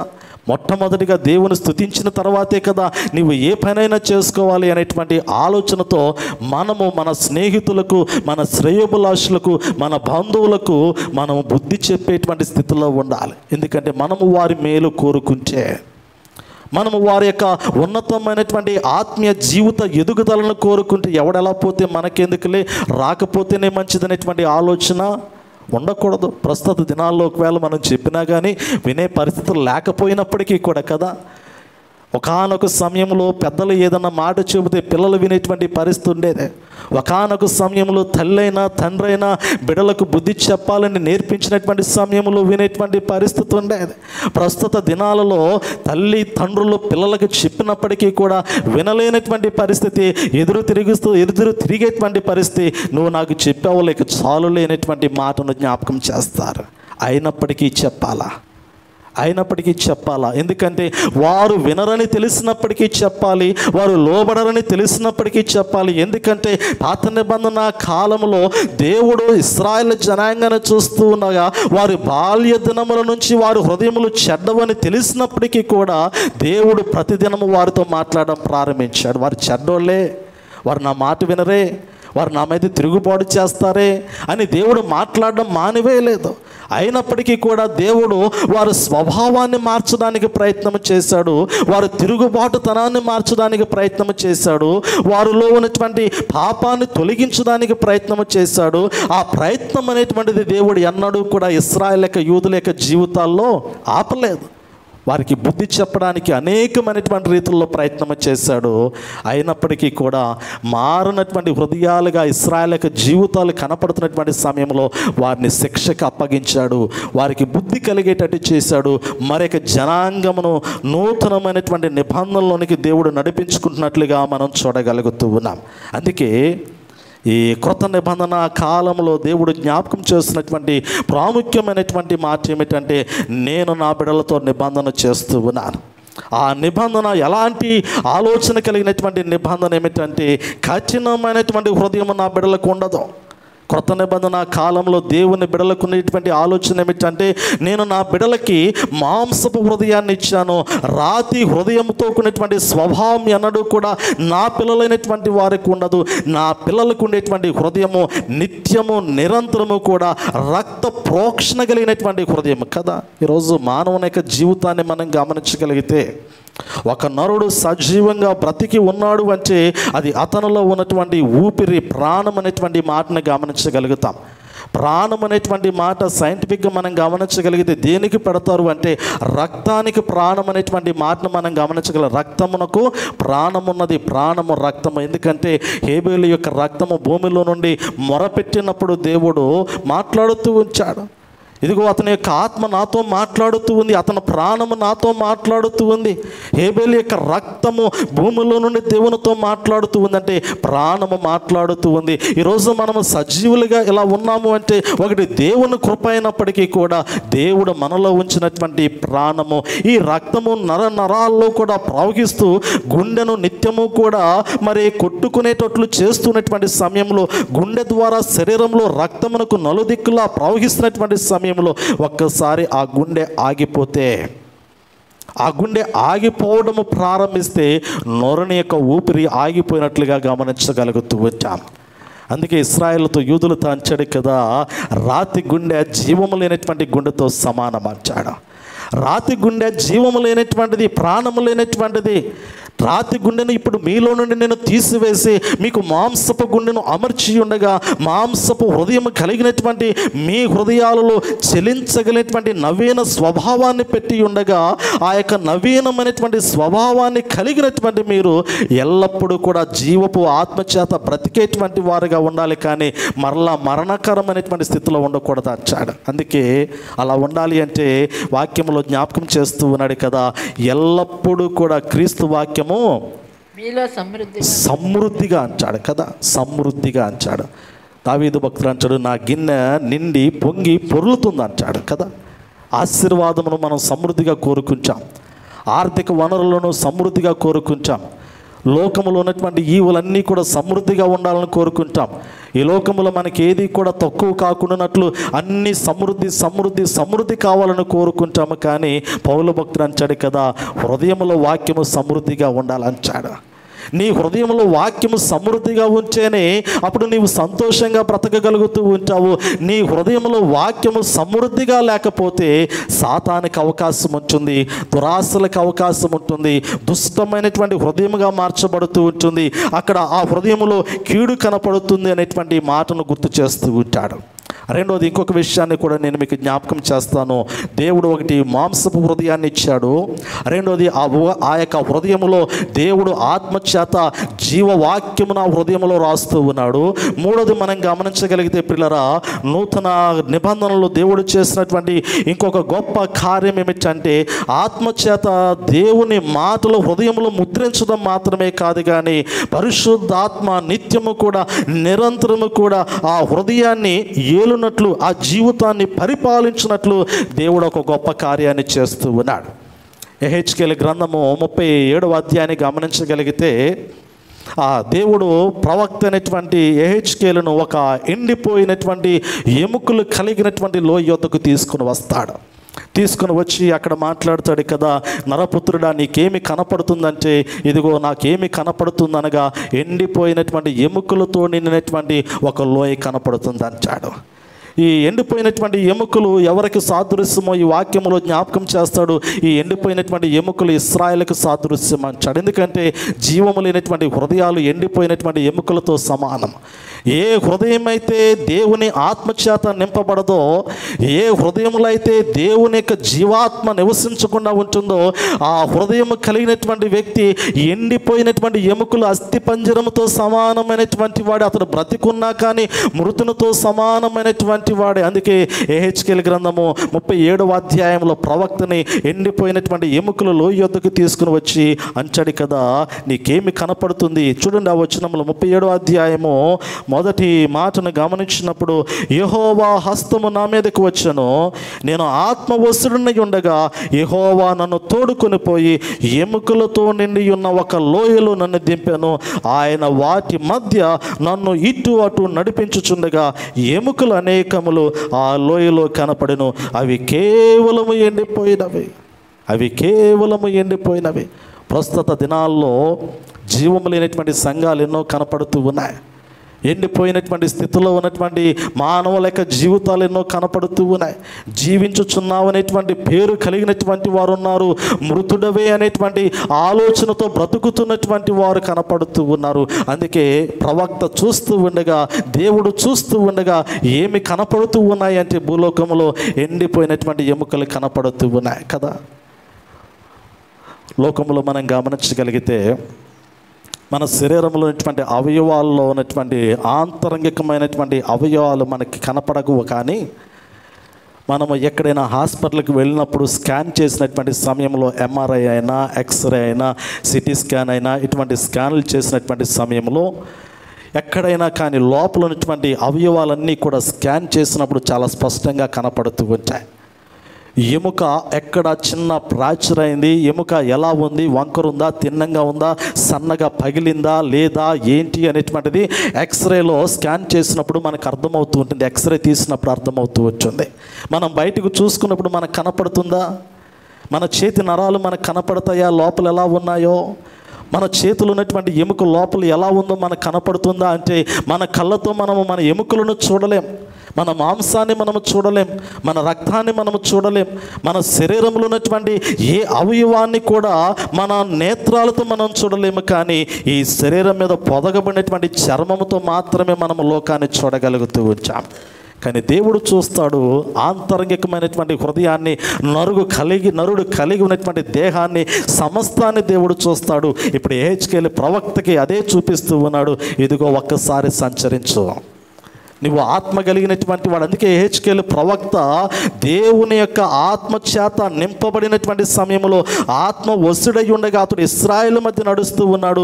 ఇశ్రాయేల్ మధ్య నడుస్తూ ఉండగా ఇశ్రాయేల్ అందరూ కూడా యెహెజ్కేలు ప్రవక్త యొక్క కనులకి ఎలా కనపడుతూ ఉన్నారంటే, అస్థిపంజరాల్లా కనపడుతూ ఉన్నారు, ఎండిపోయినటువంటి ఎముకల్లా కనపడుతూ ఉన్నారు. వారిలో దేవుని యొక్క జీవము లేనటువంటి వారిగా కనపడుతూ ఉన్నారు. అటువంటి సమయంలో దేవుడు మాట్లాడుతూ ఉన్నాడు కదా, ఇదిగో ఎండిపోయినటువంటి ఎముకలకు నేను జీవాన్ని ఇవ్వబోతూ ఉన్నాను. ఒకటి, రాతి గుండెను తీసివేశాను, మాంసపు గుండెని ఇచ్చాను. రెండోది, రాతి పలకల మీద రాయబడినటువంటి మాటలు కాదు కానీ ఆత్మచేత మాంసపు హృదయం మీద, మెత్తని రాతి పలకలిగినటువంటి నొరని యొక్క హృదయం మీద దేవుని యొక్క వాక్యాన్ని నేను రాస్తూ ఉన్నాను. మూడోది అంటాడు కదా, వారు జీవించినట్లుగా నేను వారిలోనికి నా ఆత్మను రప్పించబోతూ ఉన్నాను. మొట్టమొదటి నరుడైనటువంటి ఆదాముకి దేవుడు ఊపిరి పోశాడు కదా, మట్టి నుండి నరుడు తీయబడ్డాడు. దేవుని స్వరూపంలో ఒక మట్టి రూపమును దేవుడు చూసిన తరువాత ఆ యొక్క నరులోనికి దేవుడు జీవవాయువును ఉదగా నరుడు జీవించేటువంటి ఆత్మగా మారాడు. జీవించేటువంటి ఆత్మగా మారాడు, కానీ పాపములో బ్రతుకుతున్నటువంటి నరుడిగా జీవితాన్ని కొనసాగించి ఉండగా ఇప్పుడు యెహెజ్కేలు గ్రంథంలో జీవించేటువంటి ఆత్మ కలిగినటువంటి నరుడు ఎండిపోయినటువంటి స్థితిలో కనపడుతూ ఉండగా ఇప్పుడు దేవుడు మరలా ఆ యొక్క నరుని యొక్క జీవితాన్ని ఏ రీతిలోనికి మారుస్తూ ఉన్నాడు అంటే వారి యొక్క జీవితంలోనికి పరిపూర్ణమైనటువంటి జీవాత్మను రప్పించేటువంటి క్రమాన్ని ఈ 37వ అధ్యాయంలో మనకు జ్ఞాపకం చేస్తూ ఉన్నాడు. నిజమే కదా? ఎండిపోయినటువంటి ఎముకలకు దేవుడు నరమల్ని ఇచ్చాడు, చర్మాన్ని ఇచ్చాడు, మాంసముని ఇచ్చాడు, నరమల్ని ఇచ్చాడు. సమస్తాన్ని దేవుడు పొదిగిన తర్వాత జీవాత్మను రప్పించేటువంటి క్రమంలో జ్ఞాపకం చేసినటువంటి మాట 8వ వచనాన్ని 37వ అధ్యాయం 8వ వచనాన్ని ఒకసారి చదువుదాం. నేను చూచుచుండగా నరములను మాంసమును వాటి మీదకు వచ్చాను, వాటి పైన చర్మము కప్పెను, అయితే వాటిలో జీవాత్మ ఎంత మాత్రమునో లేక సమస్తం ఉంది, బ్రతుకుతూ ఉన్నారు, కానీ జీవాత్మ లేదు. చర్మం ఉంది, నరములు ఉన్నాయి, ఎముకలు ఉన్నాయి, నరాలు ఉన్నాయి, కండరాలు ఉన్నాయి, బలం ఉంది, అన్నీ ఉన్నాయి, కానీ ఏమీ లేదంటే ఎంత మాత్రము కూడా బ్రతకడానికి అవసరమైనటువంటి జీవాత్మ లేదు. ఈరోజు దేవుని యొక్క ఆత్మ లేనటువంటి వాడు ఆయన వాడు కాదు. వాడు లోకంలో బ్రతకొచ్చు, ఎంతకాలమైనా బ్రతకొచ్చు, దేన్నైనా ఆధారం చేసుకుని బ్రతకొచ్చు. లోకములో బ్రతుకుతున్నటువంటి మానవుని యొక్క దేహములో, లోకములో బ్రతుకుతున్నటువంటి మానవుని యొక్క స్వరూపములో, లోకములో బ్రతుకుతున్నటువంటి మానవుని యొక్క హృదయములో దేవుని యొక్క ఆత్మ జీవాత్మ లేకపోయినట్లయితే ఆ నరుని యొక్క బ్రతుకు ఎంతకాలము బ్రతికినను అది వ్యర్థమైనటువంటి బ్రతుకు, అది మరణమైపోయినటువంటి బ్రతుకు అంటాడు. అందుకే ఇక్కడ చర్మం వచ్చింది, ఎముకల మీదకి చర్మం వచ్చింది, మాంసం వచ్చింది, నరాలు వచ్చాయి, చర్మంతో సహా పొదగబడింది, ఆకారం వచ్చేసింది, ఎముకలకు పూర్తి ఆకారం వచ్చింది, కానీ ఒక్కటి తక్కువ అయింది కదా. డైలాగ్ ఉంది, ఒక్కటి తక్కువ అయింది కదా, డైలాగ్ ఉంది, అవునా? ఒక్కటి తక్కువ అయింది. ఏం తక్కువ అయిందయ్యా అంటే జీవాత్మ తక్కువ అయింది, జీవాత్మ తక్కువ అయింది. అది ఉంటే బ్రతుకుతారు, అది లేకపోతే ఎముకల మీద మాంసమున్నా వ్యర్థమే, మాంసములో నరాలున్నా వ్యర్థమే, కండరాలున్నా వ్యర్థమే, ఆ రక్తంలో ఆ నరాల్లో రక్తము నరాల్లో ప్రవహించినా వ్యర్థమే, ఆ శరీరము లేచి నిలబడినా వ్యర్థమే. ఎందుకంటే జీవాత్మ లేనటువంటి వాడు దేవుని ఎదురు నిలబడలేడు కాబట్టి. అందుకే దేవుడు ఇక్కడ అంచాడు కదా, ప్రవక్త చూస్తూ ఉండగా ఆ సమస్తము కూడా కప్పబడ్డాయి, అయితే వాటిలో వాటి మీదకి వచ్చాను, వాటిపైన చర్మము కప్పాను, అయితే వాటిలో జీవాత్మ ఎంత మాత్రము లేకపోయాను. అప్పుడు ఆయన నరపుత్రుడా జీవాత్మ వచ్చినట్లు ప్రవచించి ఇట్లనము, ప్రభువుకి యెహోవా సెలవిచ్చినదేమనగా జీవాత్మ 4 దిక్కుల నుండి వచ్చి హతులైన వీరు బ్రతుకున్నట్లు వారి మీద ఊపిరి విడువము. ఆయన నాకు ఆజ్ఞాపించినట్లు నేను ప్రవచింపగా జీవాత్మ వారిలోనికి వచ్చాను, వారు సజీవులై లేచి లెక్కింప సఖ్యము కానీ మహాసైన్యమై నిలిచి అంటాడు కదా. ఎండిపోయినటువంటి ఎముకలు లేచి నిలబడుతూ ఉన్నాయి. ఈ ఎండిపోయినటువంటి ఎముకలు లేచి మహాసైన్యమై లేచి సజీవులై మహాసైన్యమై నిలిచి దేవుని ఎదుట నిలబడుతూ ఉన్నట్లుగా, దేవుని సముఖములో నిలబడుతూ ఉన్నట్లుగా దేవుని యొక్క వాక్యములో మనము గమనించగలుగుతూ ఉన్నాం. పరిశుద్ధుడైనటువంటి పౌలు భక్తుడు అంటాడు కదా, రోమీయులకు రాసిన పత్రిక 6వ అధ్యాయంలో గమనించినప్పుడు, 6వ అధ్యాయము, రోమీయులకు రాసిన పత్రిక 6వ అధ్యాయము 4వ వచన భాగాన్ని ఒక మాటను పరిశీలన చేయగలిగితే ఇక్కడ పౌలు భక్తుడు మాట్లాడుతూ ఉంచాడు, జ్ఞాపకం చేస్తున్నాడు. కాబట్టి తండ్రి మహిమ వలన క్రీస్తు మృతులలో నుండి ఎలాగూ లేపబడనో అలాగే మనమును నూతన జీవము పొందిన వారమై నడుచుకున్నట్లు మనము బాప్తిస్మము వలన మరణములో పాలు పొందుటకై ఆయనతో కూడా పాతి పెట్టబడితిమి అంటాడు. పరిశుద్ధమైనటువంటి పౌలు భక్తుడు అంటాడు, మనకు నూతన జీవము కావాలి అంటే, మనము కూడా మృతులలో నుండి లేపబడాలి అంటే, మనము క్రీస్తునందు మృతులైనటువంటి వారిగా తిరిగి లేపబడేటువంటి అనుభవంలోనికి మన జీవితాన్ని నడిపించుకోవాలంటాడు.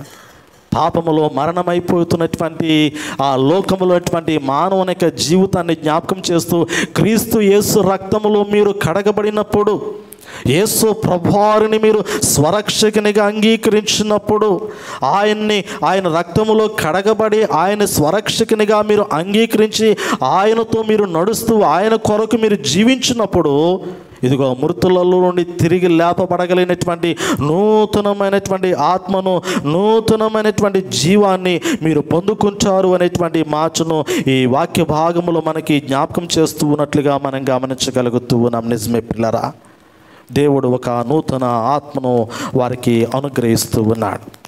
ఒక నూతన జీవాన్ని, ఒక నూతన జీవితాన్ని దేవుడు వారికి అనుగ్రహిస్తూ ఉన్నాడు. ఒక నూతన ఆత్మను వారి హృదయాల్లో దేవుడు పుట్టిస్తూ ఉన్నాడు కదా.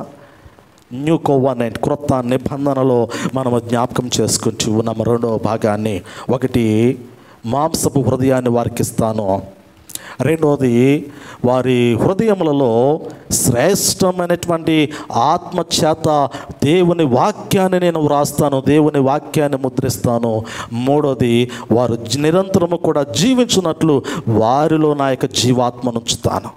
ఒక నూతనమైనటువంటి ఆత్మను నేను వారి హృదయంలో నేను ఉంచుతాను అనేటువంటి మాటను గుర్తు చేస్తూ ఉన్నాడు. ఈ మూడు కలిగినటువంటి వాడు, మాంసపు హృదయము పొందుకున్నటువంటి వాడు, హృదయంలో వాక్యము చేత ముద్రించుకునేటువంటి వాడు, దేవుని యొక్క ఆత్మ చేత నడిపించబడేటువంటి వాడు ఎల్లప్పుడూ కూడా ఎక్కడ ఏ విధమైనటువంటి సహవాసాన్ని కలిగి ఉంటాడు అంటే దేవునితోనే అతడు నడుస్తాడు, దేవునిలోనే అతడు బ్రతుకుతాడు అనేటువంటి మాట ఇర్మియా గ్రంథంలో గుర్తు చేస్తాడు. ఈ మాటను మనం గమనించగలిగితే 24వ అధ్యాయము 7వ వచనంలో, వారు పూర్ణ హృదయంతో నా యొద్దకు తిరిగి రాగా వారు నా జనులగునట్లు నేను వారి దేవుడు నగునట్లు నేను యెహోవానని నన్నెరిగేటువంటి హృదయాన్ని వారికి ఇస్తానన్నాడు కదా.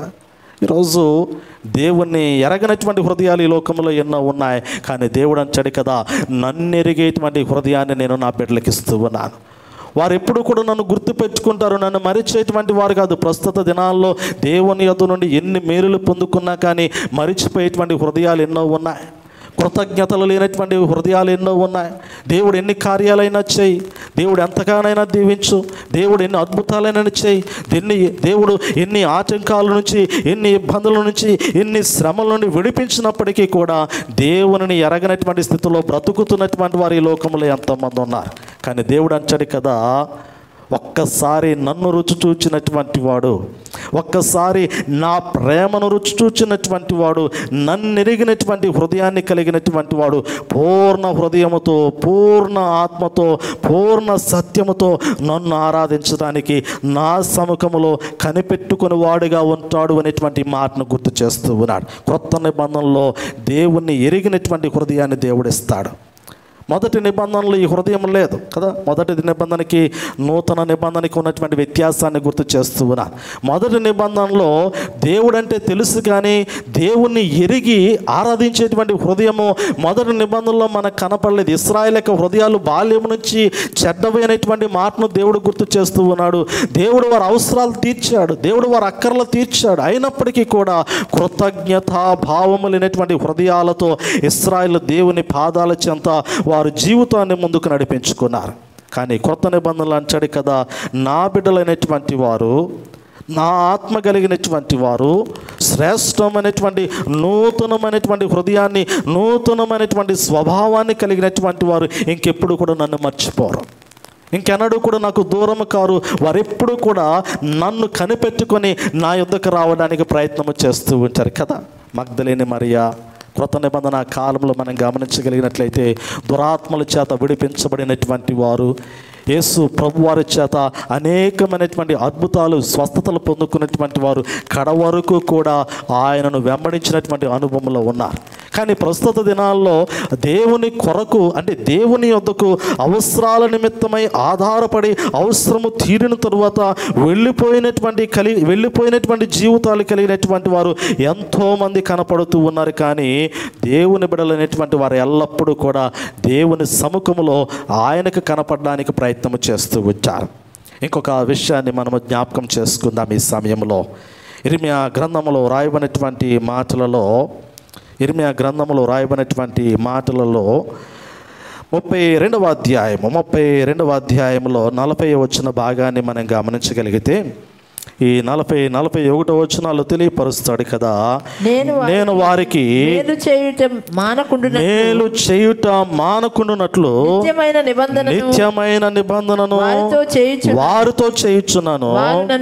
వారు నన్ను విడవకుండునట్లు వారి హృదయములలో నా ఎడల భయభక్తులు పుట్టించుదనంటాడు కదా. వారు నన్ను విడవకుండా ఉండటానికి వారి హృదయములలో నా ఎడల భయభక్తులు పుట్టిస్తానంటాడు. ఈ భయభక్తులు కలిగినటువంటి వాడు ఎల్లప్పుడూ కూడా దేవునికి స్తుతియాగములు అర్పించడానికి ఆయన సన్నిధిలో కనిపెట్టుకుంటున్నటువంటి వాడు, స్తుతియాగములు అర్పించడానికి, ఆయనకు స్తోత్రములు చెల్లించడానికి, ఆయన నామమును గొప్ప చేయటానికి, ఆయన నామమును నిత్యము కూడా కొనియాడటానికి దావీదు భక్తుడు అంటాడు కదా, నా ప్రాణమా యెహోవాను సన్నతించుము, నా అంతరంగంలో ఉన్న సమస్తమైన పరిశుద్ధ నామమును సన్నతించుము, నా ప్రాణమా యెహోవాను సన్నతించుము. ఆయన చేసిన ఉపకారములలో దేనిని మరువకని 103వ కీర్తనలో జ్ఞాపకం చేసినటువంటి రీతిలో దేవుని యొక్క మేలులు చూచినటువంటి వాడు, దేవుని ప్రేమ చూసినటువంటి వాడు, దేవుని యొక్క కృపలో తన జీవితాన్ని కొనసాగించుకుంటున్నటువంటి వాడు ఎన్నడూ కూడా విడవనటువంటి హృదయం కలిగినటువంటి వాడై భయభక్తులతో దేవుని సన్నిధిలో, దేవుని సముఖములో అతడు తన జీవితాన్ని కనపరుచుకుంటూ ఉన్నట్లుగా దేవుని యొక్క వాక్యము ద్వారా మనం గమనించగలుగుతూ ఉన్నాం. ఒకసారి మనల్ని మనం పరిశీలన చేసుకుంటే ఈ కృత నిబంధన కాలంలో ఈ దేవుడు ఇచ్చినటువంటి హృదయం నిజంగా ఒకసారి మనలో ఉందో లేదో జ్ఞాపకం చేసుకుందాం. ఇశ్రాయేల్లోనేమో దేవుడు చూశాడు కదా, రాతి గుండెను చూస్తూ ఉన్నాడు, రాతి హృదయాన్ని చూస్తూ ఉన్నాడు. ఎన్ని గొప్ప కార్యాలు చేసినా చలించలేదు ఆ హృదయాలు, ఎంతగా మాట్లాడినా కానీ ఆ మాటలు వినలేదు ఆ హృదయాలు, ఎంతగా ఆయన పెందల కాడే లేచి పిల్లలతో మాట్లాడినట్లుగా మాట్లాడి 1-2 పర్యాయములు వారిని సరైనటువంటి మార్గంలోనికి నడిపించుకోవాలని ప్రయత్నించినా కానీ లోబడలేనటువంటి కఠినమైనటువంటి హృదయాలు, రాతి హృదయాలు దేవుడు ఇశ్రాయేలు జీవితాల్లో, యూదుల జీవితాల్లో చూశాడు. ఒకవేళ ప్రస్తుతము మన హృదయాలు అలా ఉంటే మనము కూడా ఇటువంటి కఠినమైనటువంటి హృదయాలు కలిగినటువంటి, రాతి హృదయాలు కలిగినటువంటి వారుగా ఉంటే ఇదిగో దేవుడు కోపగించుకునేటువంటి పరిస్థితి ఉంది. దేవుడు ఉగ్రతలో మన జీవితాన్ని చూడబోతున్నాడు అనేటువంటి మాటను యెహెజ్కేలు గ్రంథంలో జ్ఞాపకం చేయబడినటువంటి మాటలను బట్టి మనం గమనించగలుగుతూ ఉన్నాం. కానీ దేవుడు అంటాడు కదా, నా పిల్లలకి నేను ఒక శ్రేష్టమైనటువంటి మాంసపు హృదయాన్ని ఇచ్చాను, క్రీస్తు రక్తములో కడగబడినటువంటి హృదయాన్ని ఇచ్చాను. ఆ హృదయంలో ప్రేమ ఉంది, ఆ హృదయంలో జీవం ఉన్నది, ఆ హృదయంలో వాక్యం ఉన్నది, ఆ హృదయంలో నిత్యము నిరంతరము దేవుని స్తుతించగలిగినటువంటి ఆత్మను నేను ఆ హృదయంలో ఉంచాను.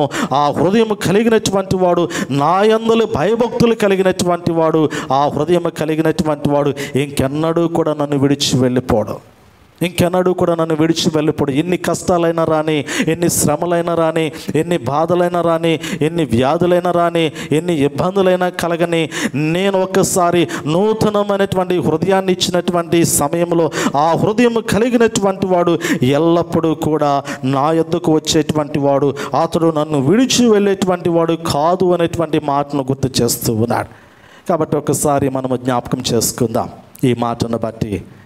ఈరోజు మనము మన యొక్క ముఖము ప్రభువుకి కనపరుచుకునేటువంటి ముఖముగా ఉన్నదా, ఒకవేళ మన ముఖము దేవునికి వెనుతిప్పి దేవుని తట్టు కాక వెనుదిరిగినటువంటి వారమై దేవునికి మన వెన్ను చూపించేటువంటి స్థితిలో మన జీవితాలు కనపడుతూ ఉన్నాయా ఒకసారి పరిశీలన చేసుకుందాం. ఆనాడు ఇశ్రాయేలుతో మాట్లాడినటువంటి మాటే ఈ మాట కృత నిబంధన కాలంలో దేవుడు మరలా మాట్లాడుతూ ఉన్నాడు. ఇంకొక విషయాన్ని మనము జ్ఞాపకం చేసుకుందాం. తీతుకు రాసినటువంటి పత్రిక 3వ అధ్యాయము, తీతుకు రాసినటువంటి పత్రిక 3వ అధ్యాయాన్ని గమనించగలిగితే ఈ 3వ అధ్యాయంలో 5వ వచనంలో తెలియపరుస్తూ ఉంటాడు కదా, తన కనికరము చొప్పున పునర్జన్మ సంబంధమైనటువంటి స్నానము ద్వారాను పరిశుద్ధ ఆత్మ మనకు నూతన స్వభావమును కలగచేయటం ద్వారాను మనలను రక్షించను అనేటువంటి మాటను గుర్తు చేస్తూ ఉన్నాడు. పరిశుద్ధాత్మ మనకు నూతనమైనటువంటి స్వభావము కలగచేయటం ద్వారా మనలను రక్షించను అనేటువంటి మాటను తీతుకు రాసినటువంటి పత్రికలో 3వ అధ్యాయంలో 5వ వచన భాగంలో జ్ఞాపకం చేస్తూ ఉన్నాడు. పరిశుద్ధ ఆత్మదేవుడే తన యొక్క ఉదక స్నానము చేత, వాక్యము అనేటువంటి ఉదక స్నానము చేత నిలువెల్లా కూడా మనల్ని కడిగినటువంటి వాడే, మనల్ని శుద్ధీకరించినటువంటి వాడే, మనల్ని పరిశుద్ధపరిచినటువంటి వాడే ఒక నవీనమైనటువంటి నూతనమైనటువంటి స్వభావాన్ని పరిశుద్ధాత్మ దేవుడు మనకి కలగచేసి మనల్ని రక్షిస్తూ ఉన్నాడు. అందుకంటాడు ప్రాచీనమైనటువంటి స్వభావాన్ని విడిచిపెట్టండి, నవీనమైనటువంటి స్వభావాన్ని ధరించుకోమంటాడు. ప్రాచీనమైనటువంటి స్వభావము రాతి గుండెకు సాదృశ్యమైతే నవీనమైనటువంటి స్వభావము మాంసపు గుండెకు సాదృశ్యం అంటాడు. ప్రాచీనమైనటువంటి స్వభావము తిరుగుబాటుతనానికి సాదృశ్యం అయితే నవీనమైనటువంటి స్వభావము లోబడుటకు సాదృశ్యం అంటాడు. ప్రాచీనమైనటువంటి స్వభావము దేవుని మాట వినక పెడచెవున పెట్టి లోకానుసారమైనటువంటి స్థితిలో కొట్టి మిట్టాడినటువంటి జీవితానికి సాదృశ్యం అయితే నవీనమైనటువంటి స్వభావము దేవుని మాట వినటానికి ఆయన గడప యొద్ద కాచుకొని ఆయన యొక్క మాట చేత ఆ జీవితాన్ని ముందుకు నడిపించుకునేటువంటి స్వభావం అంటాడు నవీనమైనటువంటి స్వభావము. కోరాహు కుమారులు అంటాడు కదా, దేవుని మందిర ద్వారములు ఎప్పుడు తెరవబడతాయా అని ఎదురు చూసినటువంటి వారు. అది నవీనమైనటువంటి స్వభావం, అది నూతనమైనటువంటి హృదయము. దేవుని తలుపులు ఎప్పుడు తెరుస్తారు, నేను ఎప్పుడు దేవుని మందిరంలోనికి వెళ్ళాలి, ఎప్పుడెప్పుడు దేవుని స్తుతించాలి అనేది మాంసపు హృదయం కలిగినటువంటి వాని యొక్క ఆలోచన, దేవుని ఆత్మ కలిగినటువంటి వాని యొక్క ఆలోచన. అది నవీనమైనటువంటి స్వభావంతో కూడినటువంటి ఆలోచన. పరిశుద్ధ ఆత్మదేవుడు ఆ హృదయాన్ని అలా నడిపించుకుంటూ ముందుకు తీసుకుని వస్తాడు అనేటువంటి మాటను దేవుని యొక్క వాక్యములో మనము గమనించగలుగుతూ ఉన్నాం పిల్లల. నిజమే కదా, పరిశుద్ధుడైనటువంటి పౌలు భక్తులు అంటాడు కదా, మానవుని యొక్క హృదయాలలో అనేకమైనటువంటి ఆలోచనలు ఉంటాయి, అనేకమైనటువంటి తలంపులు ఉంటాయి. దేవుడు కలిగించేటువంటి ఆలోచనలు కొన్ని అయితే సాతానుడు కలిగించేటువంటి ఆలోచనలు ఇంకెన్నో ఉంటాయి. అటువంటి ఆలోచనలు మానవుని యొక్క హృదయాంతరంగంలో కలుగుతూ ఉండగా ప్రతి నరుడు కూడా ప్రతి విషయంలో తన యొక్క హృదయము దేవుని ఎదుట యథార్థమైనటువంటి హృదయముగా ఉన్నదో లేదో అని పరీక్షించుకోమంటాడు. ఏప్రిల్కి రాసిన పత్రికలో ఈ మాట గుర్తు చేస్తాడు.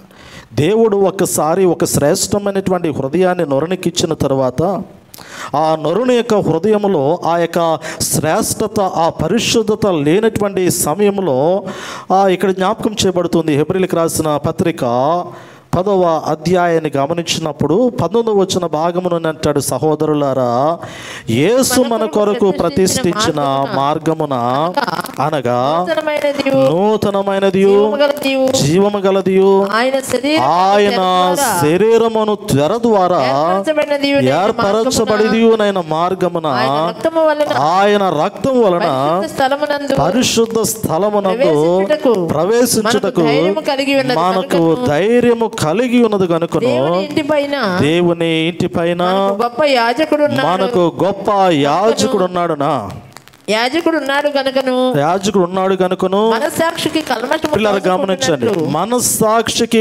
కల్మషము తోచుకున్నట్లు ప్రోక్షింపబడిన హృదయములు గలవారును నిర్మలమైన ఉదకముతో స్నానము చేసిన శరీరములు గలవారమునై ఉండి విశ్వాస విషయములో సంపూర్ణ నిశ్చయిత కలిగి యథార్థమైన హృదయముతో మనము దేవుని సన్నిధానమునకు చేరుదామంటాడు కదా. యథార్థమైనటువంటి హృదయముతో మనము దేవుని సన్నిధికి చేరుదామంటాడు. నిర్మలమైనటువంటి మనస్సాక్షి కలిగినటువంటి వారమై అంటాడు. ఒకానొక సమయంలో దోషారోపణ చేసేటువంటి హృదయము దేవుని ఎదుట కనపడుతూ ఉంది. దేవుడు అంటాడు కదా, యథార్థమైనటువంటి హృదయముతో మనము దేవుని సన్నిధిలో నిలబడాలని పరిశుద్ధ ఆత్మదేవుడు పౌలు భక్తుని ద్వారా మాట్లాడుతూ ఉన్నాడు. సొలొమోను మహారాజు అంటాడు కదా, నీవు దేవుని మందిరంలోనికి వెళ్ళినప్పుడు నీ ప్రవర్తన జాగ్రత్తగా ఉండునట్లు సరిచూసుకోమంటాడు. నీ ఆలోచనలు ఒకసారి జాగ్రత్త, నీ తలంపులు జాగ్రత్త, నీ నడవడికి జాగ్రత్త. నువ్వు ఎలా ఉన్నావు, నీ ఆలోచనలు ఎలా ఉన్నాయి, నీ తలంపులు ఎలా ఉన్నాయి. నీవు దేవుని సన్నిధిలో నీవు దేవుని చూడటానికి వెళుతూ ఉండగా, ఆయన ముఖదర్శనము చేయడానికి వెళుతూ ఉండగా, ఆయన స్తుతించడానికి వెళుతూ ఉండగా, ఆయన ఆరాధించడానికి వెళుతూ ఉండగా నీ హృదయ తలంపులు ఎలా ఉన్నాయి ఒక్కసారి జ్ఞాపకం చేసుకోమంటాడు. 2 మనస్తత్వాలు ఉన్నాయా? ద్విమనస్కులతో కూడినటువంటి ఆలోచనలు ఒకవేళ హృదయంలో ఉంటే వాటిని కడిగి వేసుకోమంటాడు, వాటిని శుద్ధీకరించుకోమంటాడు, వాటిని పరిశుద్ధపరుచుకోమంటాడు. యాకోబు భక్తుడు ఈ మాట జ్ఞాపకం చేస్తూ ఉంటాడు, దేవుని యొద్దకు రండి, అప్పుడు ఆయన మీ యొద్దకు వస్తాడు. యాకోబు రాసిన పత్రిక 4వ అధ్యాయము 8వ వచన భాగములు అంటాడు కదా, దేవుని యొద్దకు రండి, అప్పుడు ఆయన మీ యొద్దకు వచ్చును,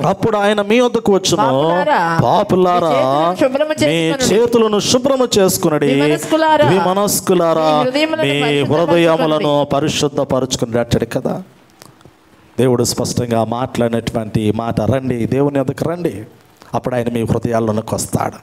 ఆయన మీ వద్దకు వస్తాడంటే ఎలా వస్తాడంటే నీ హృదయంలోనికి వస్తాడు. ఆ హృదయంలోనికి ఆయన రావాలి అంటే ఆయన అంటాడు కదా, ఇదిగో మీ చేతులు శుభ్రం చేసుకోండి, మీ హృదయాన్ని పరిశుద్ధపరచుకోండి అంటాడు. ఈరోజు హృదయ పరిశుద్ధత చాలా ప్రాముఖ్యము.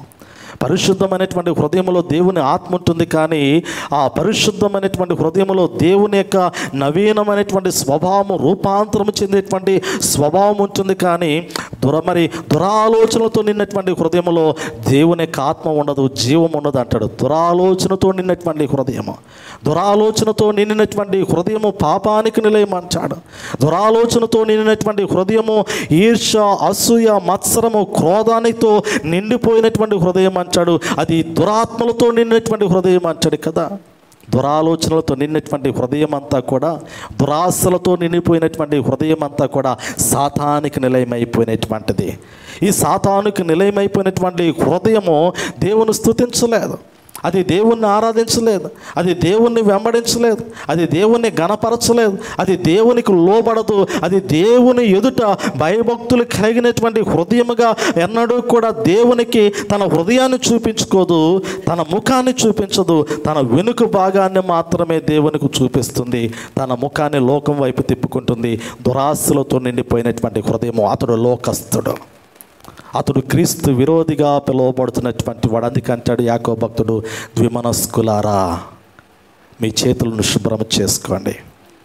యెషయా గ్రంథములు అంటాడు కదా, మీరు ప్రార్థన చేయడానికి చేతులు ఆకాశము తట్టి ఎత్తగా మీ చేతుల్లో రక్తముతో తడపబడినటువంటి చేతులు కనపడుతూ ఉన్నాయి, పాపముతో నిండినటువంటి చేతులు కనపడుతూ ఉన్నాయి.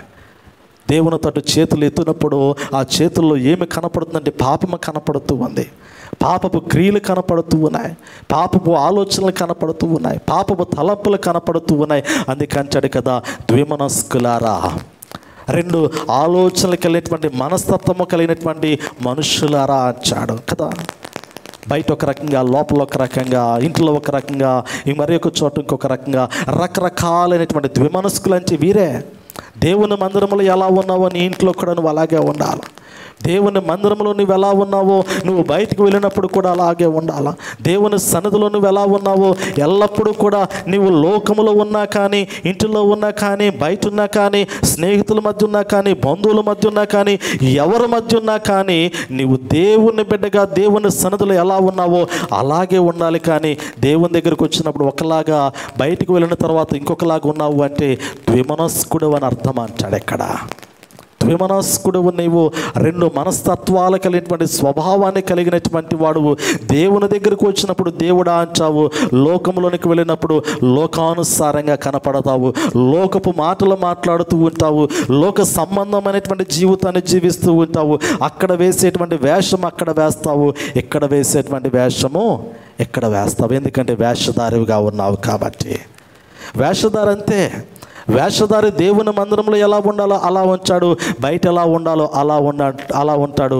అటువంటి వాడు ద్విమనస్కుడు అంటాడు. అందుకంటాడు కదా, మీ చేతులు కడిగి వేసుకోండి, మీ హృదయాన్ని పరిశుద్ధపరచుకోండి, ఎందుకంటే దేవుడు మీకు నవీనమైనటువంటి స్వభావాన్ని ఇచ్చాడు అంటాడు కదా. పిల్లల నిజమే కదా. న్యూ కోవెనెంట్లో జ్ఞాపకం చేయబడినటువంటి మాట, ఇదిగో ఒక నూతనమైనటువంటి హృదయాన్ని నేను నా బిడ్డలకు ఇచ్చాను. ఆ హృదయము మాంసపుతో నింపబడినటువంటి హృదయము. ఆ హృదయంలో ప్రేమ ఉంది, ఆ హృదయంలో సత్యం ఉంది, ఆ హృదయంలో యథార్థత ఉంది, ఆ హృదయంలో దేవుని రాజ్య సంబంధమైనటువంటి నీతి ఉంది, ఆ హృదయంలో పరిశుద్ధత ఉంది, పవిత్రత ఉంది. ఆ హృదయము నన్ను వెంబడించేటువంటి హృదయము, అది నిత్యము జీవము కలిగినటువంటి హృదయం అంటాడు. ఆ హృదయము నిత్యము జీవము కలిగినటువంటి హృదయము, ఆ హృదయము ఎల్లప్పుడూ స్తుతియాగములు అర్పించుచు నన్ను స్తుతిస్తూ ఉంటుంది. అటువంటి హృదయాన్ని క్రొత్త నిబంధన కాలంలో నేను నా బిడ్డలకు ఇచ్చానని దేవుడు జ్ఞాపకం చేస్తూ ఉన్నాడు. ఆ హృదయము కలిగినటువంటి వాడు ఎల్లప్పుడూ కూడా నా యందు భయభక్తులు కలిగినటువంటి వాడు, అతడు నాకు లోబడతాడు, అతడు నా నామాన్ని గొప్ప చేస్తాడు, అతడు నన్ను వెంబడిస్తాడు, అతడు నన్ను అనుసరిస్తాడు, అతడు జీవాత్మ కలిగినటువంటి వాడై నా ఎదుట నిలబడేటువంటి అనుభవంలోనికి తన జీవితాన్ని నడిపించుకుంటాడు. ఇది క్రొత్త నిబంధన కాలంలో దేవుడు చేసినటువంటి తన బిడ్డలతో కూడినటువంటి నిబంధన. ఇప్పుడు జ్ఞాపకం చేసుకోవాలి, ఈ నిబంధనలో నువ్వు ఉన్నావో లేదో. పాత నిబంధనని దేవుడు కొట్టివేసి క్రొత్త నిబంధన దేవుడు తీసుకొచ్చాడు. క్రొత్త నిబంధనలో ఉండేటువంటి క్రీస్తు రక్తంలో కడగబడినటువంటి పరిశుద్ధుని యొక్క జీవితము ఎలా ఉంటుందో ఈరోజు జ్ఞాపకం చేశాను ప్రియులరా. ఈ రీతిలో నీ జీవితం ఉన్నట్లయితే ఇదిగో దేవుని ఎదుట నిలబడగలిగినటువంటి భాగ్యాన్ని దేవుడు నీకు ఇస్తాడు. నీవు ధన్యుడువు. ఎలాంటి జీవితం ఉంటే నీవు ధన్యుడువు. ఒకవేళ ఇటువంటి స్థితిలో నీవు లేకపోయినట్లయితే పర్వాలేదు, దేవుడు మనకు దినములను ఇచ్చి ఉన్నాడు, సరిదిద్దుకునేటువంటి అవకాశం ఇచ్చాడు, ప్రార్థించేటువంటి ఆత్మనిచ్చాడు. ఆనాడు దావీదు అడిగినట్లుగా హిస్సోపుతో నన్ను కడుగు, హిమము కన్నా నన్ను తెల్లగా మార్చని, నా హృదయాన్ని కడుగు, నా హృదయాన్ని శుద్ధీకరించు, నూతనమైనటువంటి మనసు, స్థిరమైనటువంటి మనసు నాకు నూతనంగా కలగచ్చేయని ఆనాడు దావీదు భక్తుడు ఎలా ప్రార్థన చేశాడో ఈరోజు నువ్వు దేవుణ్ణి అడుగు, దేవుడు నీకు ఇస్తాడు. నూతనమైనటువంటి మనసు ఇస్తాడు, నూతనమైనటువంటి హృదయాన్ని ఇస్తాడు, నూతనమైనటువంటి స్వభావాన్ని ఇస్తాడు, నూతనమైనటువంటి ఆలోచనలు ఇస్తాడు, ఒక నూతనమైనటువంటి ఆత్మతో నిన్ను నింపుతాడు. నువ్వు దేవుని ఆత్మ లేనటువంటి వాడువైతే దేవుని అడుగు, ఆ ఆత్మతో దేవుడు నిన్ను నింపుతాడు. స్తుతించే భాగ్యాన్ని దేవుడు నీకు ఇస్తాడు. ఇంకెంతకాలము దేవునికి దూరంగా ఉంచావు? ఇంకెంతకాలము దేవునికి వెన్ను చూపించేటువంటి వాడిగా ఉంచావు? ఇంకెంతకాలము దేవుని మీద తిరుగుపాటు చేసి ద్విమనస్కుడిగా కనపడుతూ ఉంచావు? దేవుడు దాన్ని సహించడు కదా. దేవుడు దాన్ని సహించడు, దేవుడు దాన్ని ఓర్చుకోవడం, దేవుడు దాన్ని మాత్రము ఎన్నడూ కూడా తన మనసులోనికి తీసుకునేటువంటి వాడు కానే కాదు పిల్లర, కానే కాదు. ఆయన ఉగ్రతను చూపించాడు అంటే, ఆయన కఠినత్వాన్ని కనపరిచాడు అంటే, ఆయన కోపము రగల్చబడినటువంటి వాడే నీ వైపు చూచాడు అంటే నీ జీవితం ఎంత? నీ జీవితం ఎంత? ఏ పాటిది నీ జీవితం ఈ లోకంలో? ఆవిరి వంటి జీవితమే కదా, దుమ్ము వంటి జీవితమే కదా, త్రాసు మీద ధూళి వంటి వారమే కదా, రెప్పపాటులో కనుమరుగైపోతున్నటువంటి వారమే కదా. ఇటువంటి జీవితము కలిగినటువంటి వారు మా దేవుని మీద తిరుగుబాటుతనము, ఇటువంటి జీవితము కలిగినటువంటి వారు మా అహంభావముతోనూ అహంకారముతోనూ లెక్కలేని తనముతోనూ లోబడలేనటువంటి తనముతోనూ లోకములో అతిశయించినటువంటి వారుగా జీవించేటువంటి జీవితము. ఎందుకు ఈ జీవితము? రెప్పపాటులో కనుమరుగైపోతున్నటువంటి జీవితము.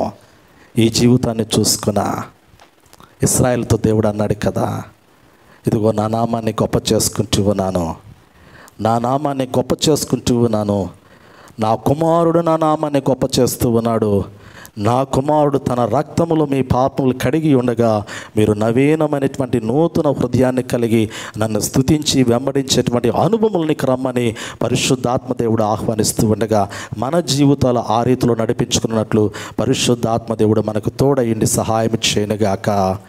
ఆమేన్. ప్రార్థన చేసుకుందాం. మహాపరిశుద్ధుడైన తండ్రి, ప్రేమ కలిగిన మా దేవా, మీ నామాన్ని స్తుతిస్తూ ఉన్నాం. కృత నిబంధనలోనైనా మీరు జ్ఞాపకం చేసినటువంటి మాటలు, నూతనమైనటువంటి హృదయాన్ని మీరు ఇచ్చారు, నూతనమైనటువంటి హృదయంలోనైనా శ్రేష్టమైనటువంటి జీవపు వాక్యమును ఆత్మచేత మీరు ముద్రించారు, నవీనమైనటువంటి స్వభావాన్ని ఇచ్చారు. ఇదిగో నాయన నిత్యము కూడా మీకు భయపడేటువంటి భయభక్తులు కలిగినటువంటి హృదయాన్ని మీరు ఇచ్చారు. ఎన్నడూ కూడా మిమ్మల్ని విడవనటువంటి, మిమ్మల్ని అనుసరించేటువంటి ఆత్మీయ జీవితాన్ని నాయన కృత నిబంధన కాలంలో మీరు అనుగ్రహించి ఉన్నారు. దుష్ట హృదయాన్ని మీరు తీసివేశారయ్యా. పరిశుద్ధమైనటువంటి నాయన మరి జీవం కలిగినటువంటి ఆత్మ నివసించేటువంటి హృదయాన్ని నాయన కృత నిబంధన కాలంలో నీ బిడ్డలకు మీరు అనుగ్రహించిన విధానమును బట్టి మిమ్మల్ని స్తుతిస్తూ ఉన్నాను.